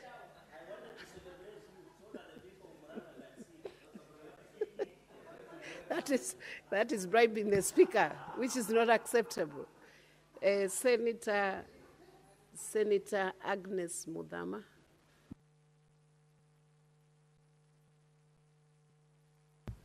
Madam Speaker, thank you for giving me this opportunity. Madam Speaker, asante kwa kunipatia hii fursa nikaweze kuchangia mswada wa bursary. Madam Speaker, mimi ningeomba kwa sababu ya yale mambo mengi yanahusika na mambo ya bursary. Madam Speaker, ukienda huko mashinani, ukienda kwa manyumba za members of parliament, utapata wajumbe, utapata Madam Speaker, utapata watu wamejaa kwa nyumba zao nje wakingojea bursary.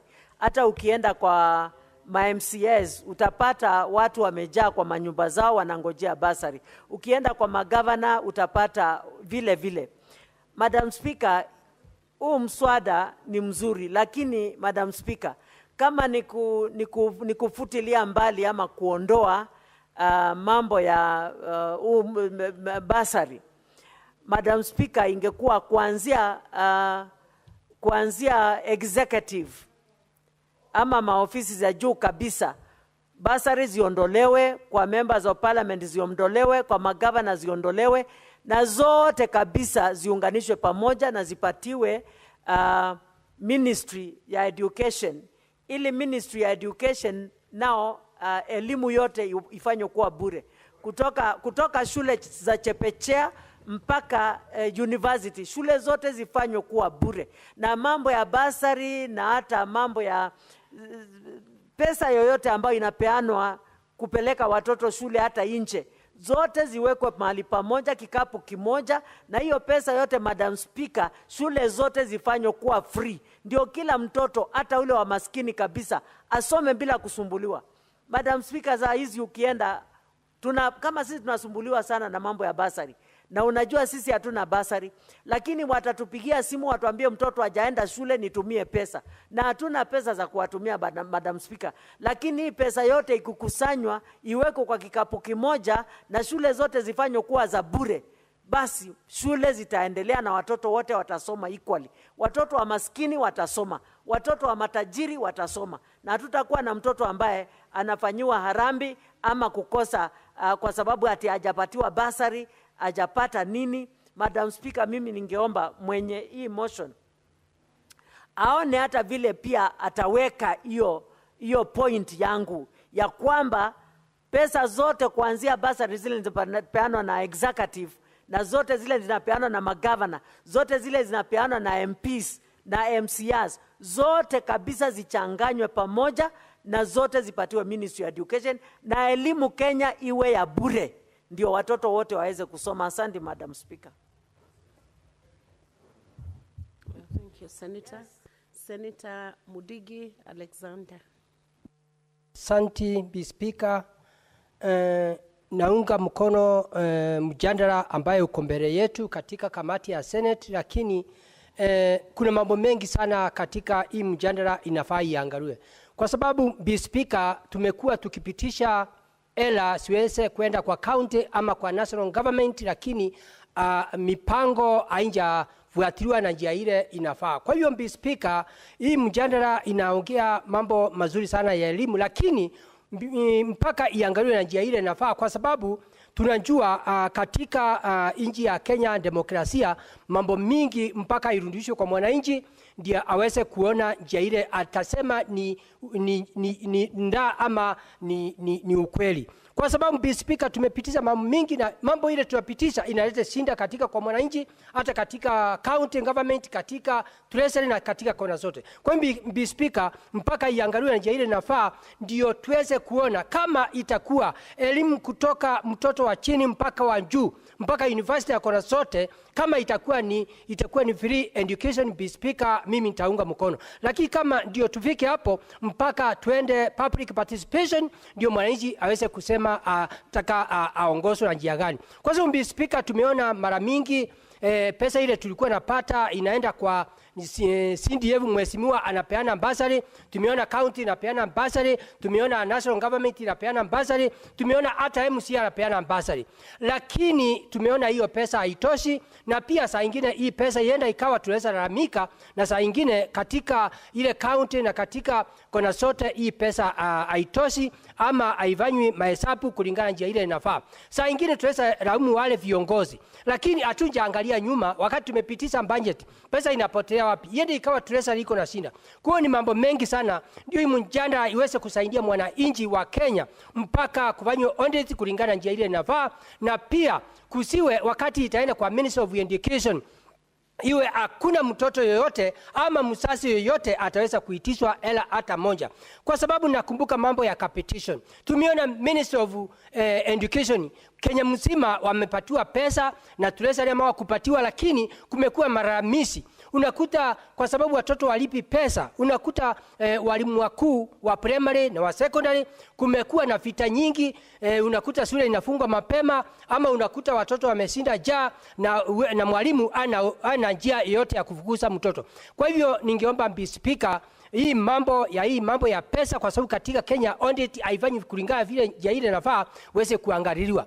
Bi Speaker, mambo ingine ningesema kuhusia mambo ya hela, ni mambo ya pia wale walimu ama wale watu wako nje ya pahali ile county asinjiwezi kwa sababu ya jua kali ama hakuna maji, hakuna nini. Kama Embu County, Mbeere North na Mbeere South, tumekuta ile ni inji kavu. Unakuta mwalimu akiamka asubuhi ana maji ya kuoga, ana stima, hakuna hospitali. Unakuta walimu wengi katika Mbeere South na Mbeere North, unakuta walimu waenda kilomita kama 30.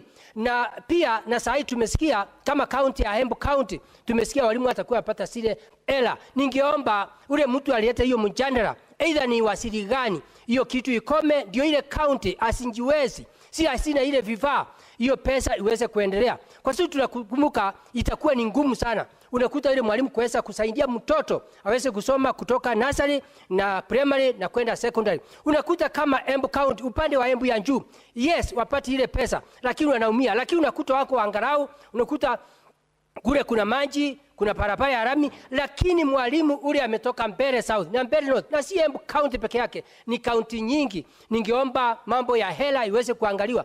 Mijadala mingi ningeomba wale watu wanaleta katika senate hii ama parliament ama ministry yoyote iwe ikifanywa upelelezi, ndio isikuje kuete mgawanyiko katika nchi ya Kenya. Tunajua saa hii nchi ya Kenya ambayo inaongozwa na rais ambaye William Ruto ni nchi ambaye tunapenda amani na tunaunga mkono mambo ya muungano, ndio zile county 47 siweze kuendelea na njia ile inafaa. Mambo ya economy, mambo ya county ipate pesa. Kwa hivyo Mr. Speaker, mambo mingi ya hela ikikuja hapa tuikalie chini mpaka tuangalie. Kwa hivyo ningeomba mambo ya pesa iweze kurudishwa kwa mwananchi. Public participation, aseme anataka kupatiwa pesa namna gani, akisema ni mambo ya CDF, na akisema ni mambo ya county, ya governor, na MCA, na ministry, pia tuone itaendelea namna gani. Kwa sababu tunaweza sema iende kwa ministry na ministry ilale kazini, ukute mambo mingi itafanyika. Lakini naunga mkono iwe siku ile itapitishwa kuwe ati kutasemekana ni free education na hakuna mzazi ama mtoto, either ministry imepeana pesa ama injapeana, shule zote katika Kenya iwe masomo itakuwa ni free education. Kwa hivyo Speaker, ni mambo mengi tumekuwa tukichungulia. Hata unakuta tunapitisha pesa, tunasema county ipatiwe pesa, pesa inakataa kupeana pesa. Walimu wengi wameteseka, wakati wameenda retire hakuna pesa. Kwa hiyo before tupitishe hiyo maneno, mpaka Speaker, hii mjadala wa hii mambo ya elimu iweze kuangaliwa na njia ile inafaa. Kwa hiyo Speaker, mimi nakataa na hii mjadala. Asante Speaker. Senator Mudigi, ulikuwa unataka kukataa mjadala ama kukubaliana na mjadala? Speaker, naunga mkono. Oh. Yes.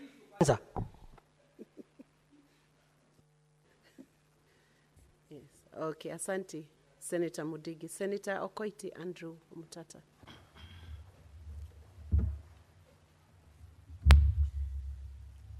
Madam Speaker, thank you for the opportunity to address this august House on this very, very important motion. The question of bursaries in Kenya is a serious question and one that needs sober attention because it is founded on the constitutional requirement that, or provision that basic education is a right and the state is a duty bearer and the state must ensure that people go to school. And the state has allocated money, it's not little money, but the problem is that it's so fragmented. The bursaries are so fragmented. You have some going through the ministry, others going through the various cadres of politicians, others even going through the Jomo Kenyatta Foundation. And basically, the basic concept of a bursary is that a bursary is given for needy students. It's not like a scholarship. And the distinction between a bursary and a scholarship needs to be made clear. Because I've seen some allocations, people saying they are financing bright children.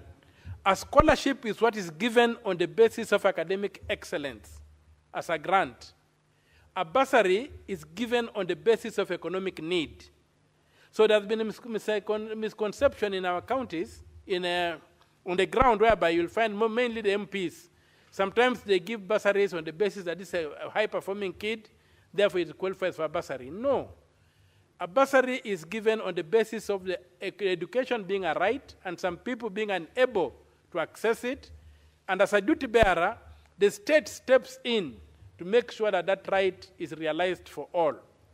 Now, with the fragmentation of our bursary and the personalization of the bursary into the body of the politicians handing them out, you find that we get major problems whereby bursaries tend to be given out.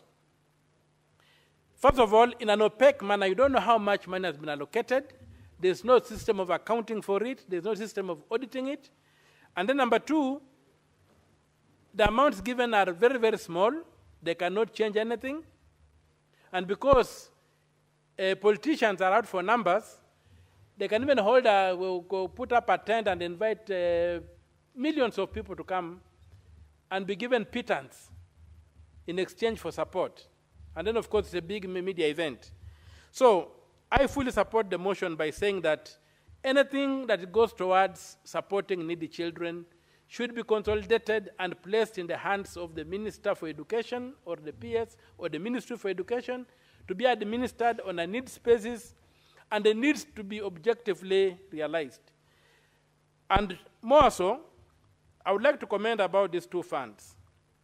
The National Government Constituency Development Fund, NCDF, and the National Government Affirmative Action Fund, NGAAF, NGAF, which have been used largely as means for distributing money, the bursary funds to needy cases or to the grassroots.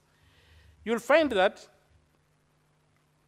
these funds are fraud schemes designed by the National Assembly members to steal from the public. And I say that to begin with, that they are a fraud scheme because they are unconstitutional. If you look at our Constitution, and if you allow me to read it, Article 206, it very clearly states that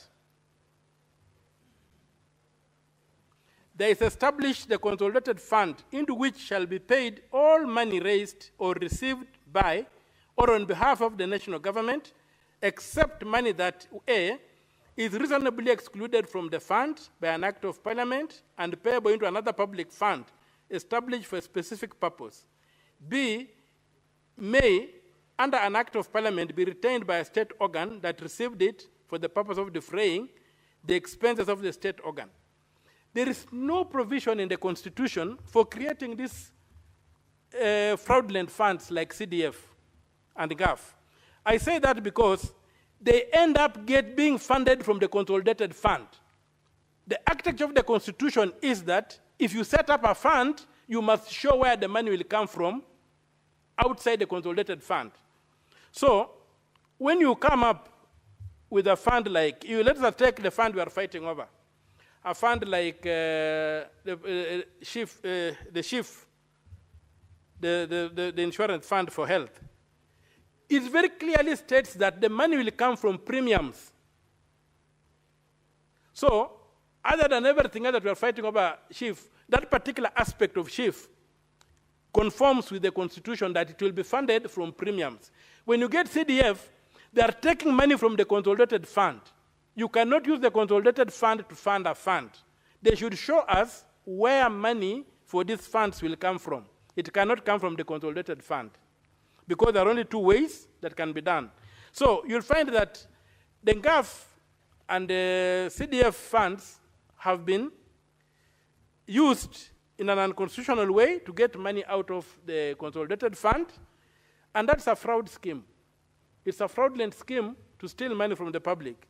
Further, my lady, Madam Speaker, you find that we have got this other thing that is going around now.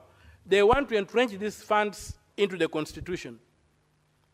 It cannot be done without a referendum, because it is going to alter the structure of the government of Kenya, whereby legislators have been allowed, whereby legislators will be allowed to hold money and execute functions. That alters the Constitution of Kenya the way it is structured, And it comes in a way that the way the National Assembly is pushing it, they're pushing it in such a way as to think that they don't need to go to a referendum. They must go to a referendum if they want to entrench any funds in the Constitution. As for the Oversight Fund, I don't think that the senators have been consulted, at least I'm not aware that there's been any consultation in this House, where it was agreed that the Senate Oversight Fund be entrenched in the Constitution. All senators wanted is not a fund. They just want to be facilitated to do oversight work. They don't need to create a fund for that. So we don't need to have money going into a fund. First of all, where shall we get the money? What kind of tax will finance that fund? Or what kind of levy? Are you going to introduce an oversight levy so that we can fund the oversight fund? We are not. So it's my prayer, Madam Speaker, that the National Assembly allows the Constitution of Kenya to operate. They are creatures of the Constitution. They cannot purport to put themselves above the Constitution. They cannot purport to disobey court orders.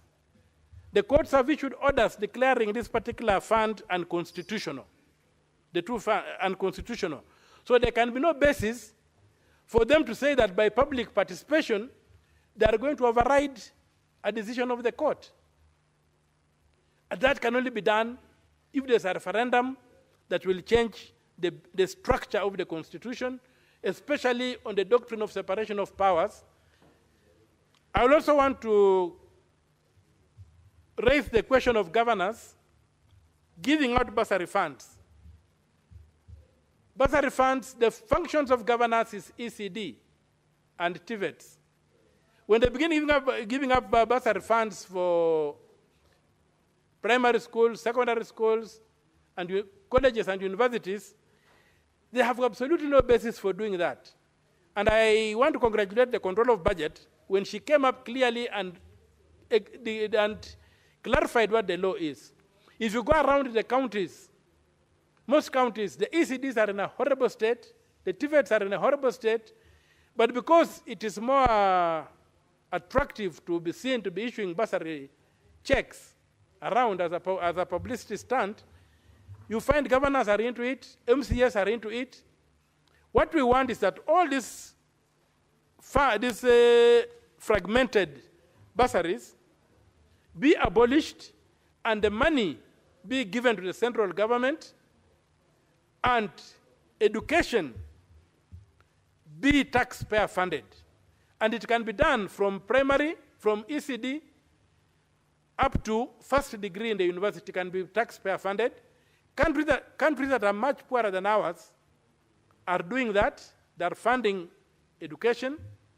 Even our neighbor Tanzania, you don't pay through the nose to get an education. Our neighbor Uganda, you don't pay through the nose to get an education. So we will pray that Kenya being a much stronger economy, we should be able to fund the education of our children, because the human resource in a country like Kenya, which is largely a service industry, the human resource becomes very critical. And we must be able to ensure that we get the engineers, the doctors, the accountants, the lawyers, the teachers, and all those professions that we need to be able to develop this country. We have also, most of the time, you have had people saying that at independence, Kenya and some of the Asian tigers were at power, Kenya was better. But if you go back and look at the development trajectory, you'll find that these people invested heavily in education. Like you get disciplines like engineering were heavily funded, and you can see what they're doing today using skills to colonize the world. The Chinese are colonizing us here using skills. They're building amazing things. They embraced education. They funded their education. Today, you get that somebody trying to be a doctor has to pay through the nose, has to be dragged through the mark to be able to get a grade. We cannot develop this country unless we focus seriously on the youth and their right to education. And that right must be taxpayer funded. We are not at a point where we can enjoy the luxury of saying that let education be accessible to those who can pay. No. We must have education for all So that irrespective of where somebody is born, if he is our Einstein and is born wherever in this country, he must have an opportunity to be tapped. He must have an opportunity to develop. And so, as I continue supporting this motion, I urge that we consider the possibility of introducing taxpayer-funded education. And the motion could be expanded to include that, going forward, the national policy, the public policy of the Republic of Kenya on education should be taxpayer-funded education from ECD up to first degree. And I say that because when you look at where the Constitution wants people to pay, like under Article 48 on access to justice, it says give the fees, but let the fees be affordable. When you come to the rights of the youth to education, there's no fee expected to be paid by the consumer of the right. The right holder is supposed to present themselves at an institution of education, and they're supposed to get taxpayer-funded education. They should not go queuing and begging politicians to be given a pittance in the name of accessing higher education or accessing any form of education. So I fully support this motion and pray that this House adopts it with the necessary amendments to entrench the requirement that education be taxpayer funded. At least, even if you can't make it to the first degree, let us be taxpayer funded up to secondary level. And when it's taxpayer funded, it should cover everything, not just tuition. It should cover even school uniform and school books. And we should return a system whereby school books or the school equipment are clearly branded to avoid theft and misappropriation. So I really urge this House to support this motion to ensure that we get away from the idea of even having bursaries, because in our country where people are that poor, everybody is so poor, if you look at your messages as an MP, you find that the biggest demand is people asking for support towards education. Let us give the people taxpayer-funded education, and let us do it through the central government, which is charged with the primary, secondary, and tertiary education. Let us do it through the line ministries, and not through NCDF and NGAF. The other thing is that we have got a budget-making process. Article 220 of the Constitution and 221 guide us on how we make our budgets. There's no procedure for having two parallel budgets. When an MP makes a budget under NCDF, where is that budget approved? Yet, the budget is supposed to be tabled in Parliament, approved. Your time is up, Senator Okiya Mutata. Senator Boni Halwale.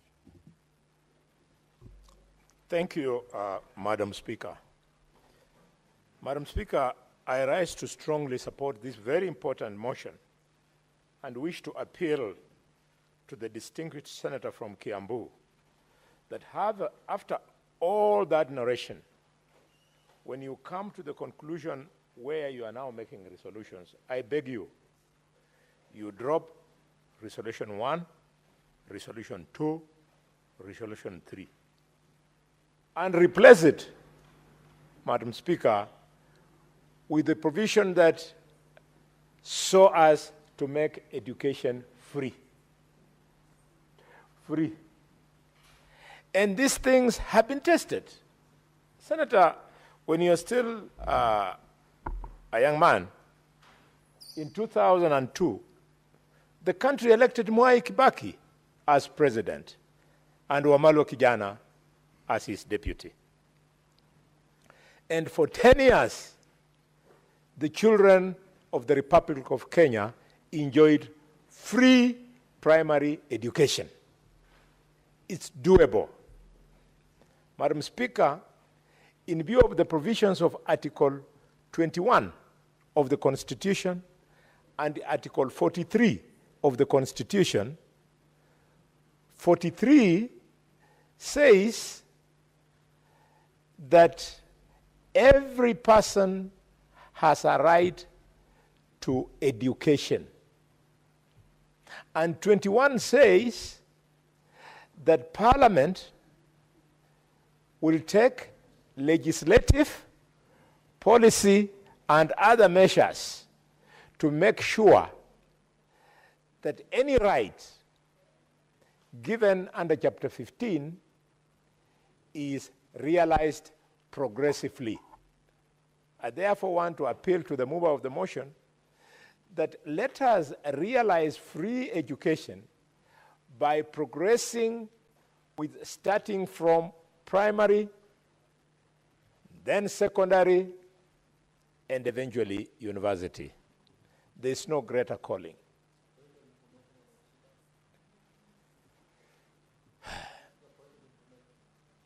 Madam Speaker. Would you wish to be informed by Senator Wakili Sigei? Yes, especially given that he's a young lawyer. Okay. Thank you. If he was an older lawyer, I would have my reservations. But young lawyers in this country are fantastic. They are corruption-free. Therefore, I love listening to them. Let him take the floor. Thank you very much, Madam Speaker, and thank you, Senator Boni, for accepting that I inform you. It is indeed not really an information sort of. You have made reference to Article 43 of the Constitution, which provides for, which you made mention that it provides for education. I'm sure you meant Article 53 of the Constitution, so that the record of the House gets you right. Make specific reference to Article 53 and not 43. That must have been an error. Thank you, Madam Speaker. I'm so guided. Madam Speaker, this is a very serious matter. And I'm so forever indebted to this senator, distinguished from Kiambu, that you have drawn the attention of the country. Bursary and its administration is expensive, it is wasteful, and it is a conduit for mega corruption. Mr. Speaker, by the time money leaves the National Treasury to go to either CDF or the CDF that the women MP control, or to the Department of Education where the Office of the President controls some of it, there is an administration cost. And over and above that, the people involved, because Kenyans are starting to become inherently corrupt, they exercise their own little piece of corruption. I therefore propose, Madam Speaker, that this administrative cost that occasions wastage in hundreds of millions, this corruption that occasions loss of million shillings meant for bursary, be eliminated by simply all this money being left at the Ministry of Education for the Ministry of Education to offer free education. We can start, Madam Speaker, with an experiment of adding to what Kibaki had already proven, that you can make education in primary schools free. Then we add on by making it also free in secondary schools. If it stabilizes, then the next government after President William Ruto, be it after 2027 or after 2032, then that government will be able now to roll out free tertiary education as free. Madam Speaker, we as the representatives of our parents, as defenders of our counties, we want to insist that Kenyan parents are ready to feed their own children. They are ready to buy them uniform. But the other appendages of education must be borne by the government. And by the way, let the people at the National Treasury know that the money that they give out is not their money. It is public money that normally ends in the consolidated fund after realization from tax collection. Madam Speaker, it saddens me that despite the governor having funds for bursary, the MP, the MCA, the woman MP, the office of the president, despite them having that money, every Friday I go to Malinya, the first thing I meet is little children coming to my home because they know when they come home, I share the little I have to afford them 1,000, 2,000 shillings from my salary so that they can enjoy education the way my own children enjoy education. I therefore want to thank God that He has given me an opportunity to sit in this job, and I want to thank equally the government for paying me a salary that allows me to respond to these children. But when I do that, Madam Speaker, I know I'm wasting time because the population of Kakamega is 2.5 million people. So when I reach out to a handful of children, I am wasting time. I should use my time better by insisting on this floor that education in the Republic of Kenya must be made free. How can we allow ourselves to underperform relative to a small country like Burkina Faso? The young president in Burkina Faso, Ibrahim Traoré, is rolling out free education in his country. Traoré is supposed to be learning from Kenya and not the other way around.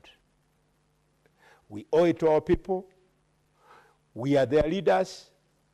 We draw our allowances and salaries from their taxes, and therefore we should not be deterred. Our objective is that every Kenyan child must access education. Let the country know that the counties with the highest levels of literacy, Kiambu, Kakamega, Nakuru, Machakos, Nairobi, Murang'a, Kirinyaga, Nyeri, those same counties with the highest level of education are the countries with the lowest, the counties with the lowest rates of poverty. So educating children is a proven method of fighting poverty. Madam Speaker, I celebrate this motion because somebody once told me, I think it was, yes, it was the late Gaylord Avedi. Gaylord Avedi, Mr. Speaker, is a former permanent secretary and former principal of Kakamega High School, where I went to school. And he told us that education will equalize you boys. He used to tell us that it is the social equalizer. And he used to tell me this, and I can tell you for sure that it was great music, because in a school of 800 children, I was the only one who was walking in school without shoes. But he used to tell me, you will be equal to these colleagues of yours. And I have become equal to them. I don't want any child, because of being denied education, to fail to realize their potential, Madam Speaker. Madam Speaker, I want to end this conversation by appealing to my governor that the advisor on youth affairs, Mr. Emmanuel Makoha, and the CEC in charge of education, Mr. Moffat Mandela. Madam Speaker, they move around social functions in their area of birth in a section of Kakamega, and they read out the amount of bursary rolled out to schools in those areas. But when you come to other areas far removed from where they come from, Madam Speaker, this kind of announcement is not made. You go to Nasianda Secondary School, they're not getting. You go to Nangili Secondary School, they are not getting. You go to Lugari Secondary School, they are not getting. You go to Malaba Secondary School, they are not getting. Marinya Secondary School, they are not getting. Manyala Secondary School in Butere, they are not getting. Shitwitwi Secondary School in Butere, they are not getting. This impartial distribution of bursaries must come to an end in Kakamega, even as we fight to make education free in this country.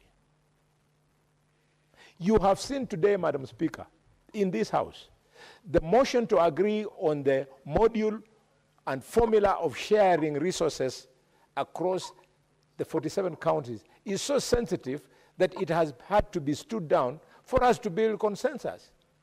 We cannot be taking it so serious as to take money to governors, then they start treating that money as their own. Madam Speaker, I wish that because the Constitution, as advised by the young lawyer, I thought it was Article 43, but you told me it's 53. This. Pardon? Madam Speaker, I can't. You want to inform me? Senator Karen Nyamo, when you want to inform, you know Yes, the yes. button to press for intervention. You can proceed and inform. Thank you, Mr. Speaker. I want to inform, Madam Speaker, sorry. I want to inform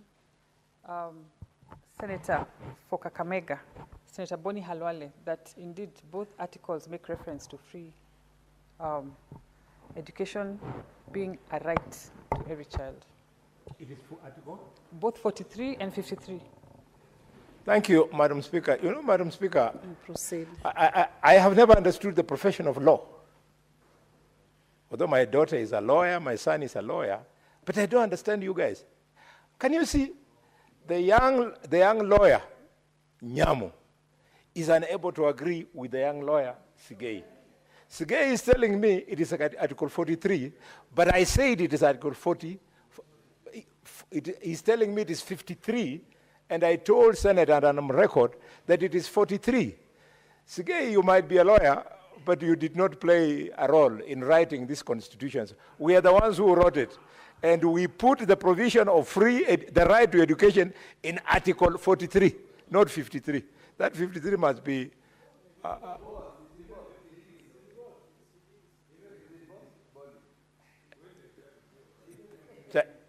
Thank you, Madam Speaker. Did you hear somebody who who sells waru? Madam Speaker, can you give me a minute? I conclude. Our waru seller is challenging a son of a Changa brewer, so I don't know who to. Senator Boni, if you had not attempted to attack lawyers, I would have given you 1 minute.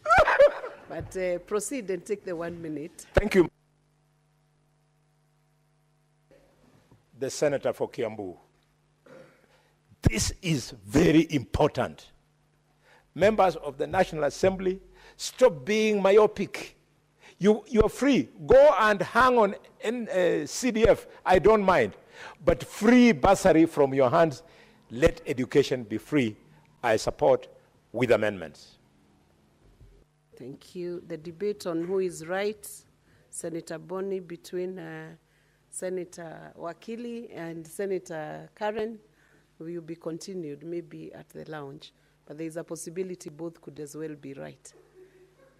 Senator Margaret Jepkoech Kamal. Thank you, Madam Speaker, for the opportunity to support this wonderful motion. I want to congratulate Senator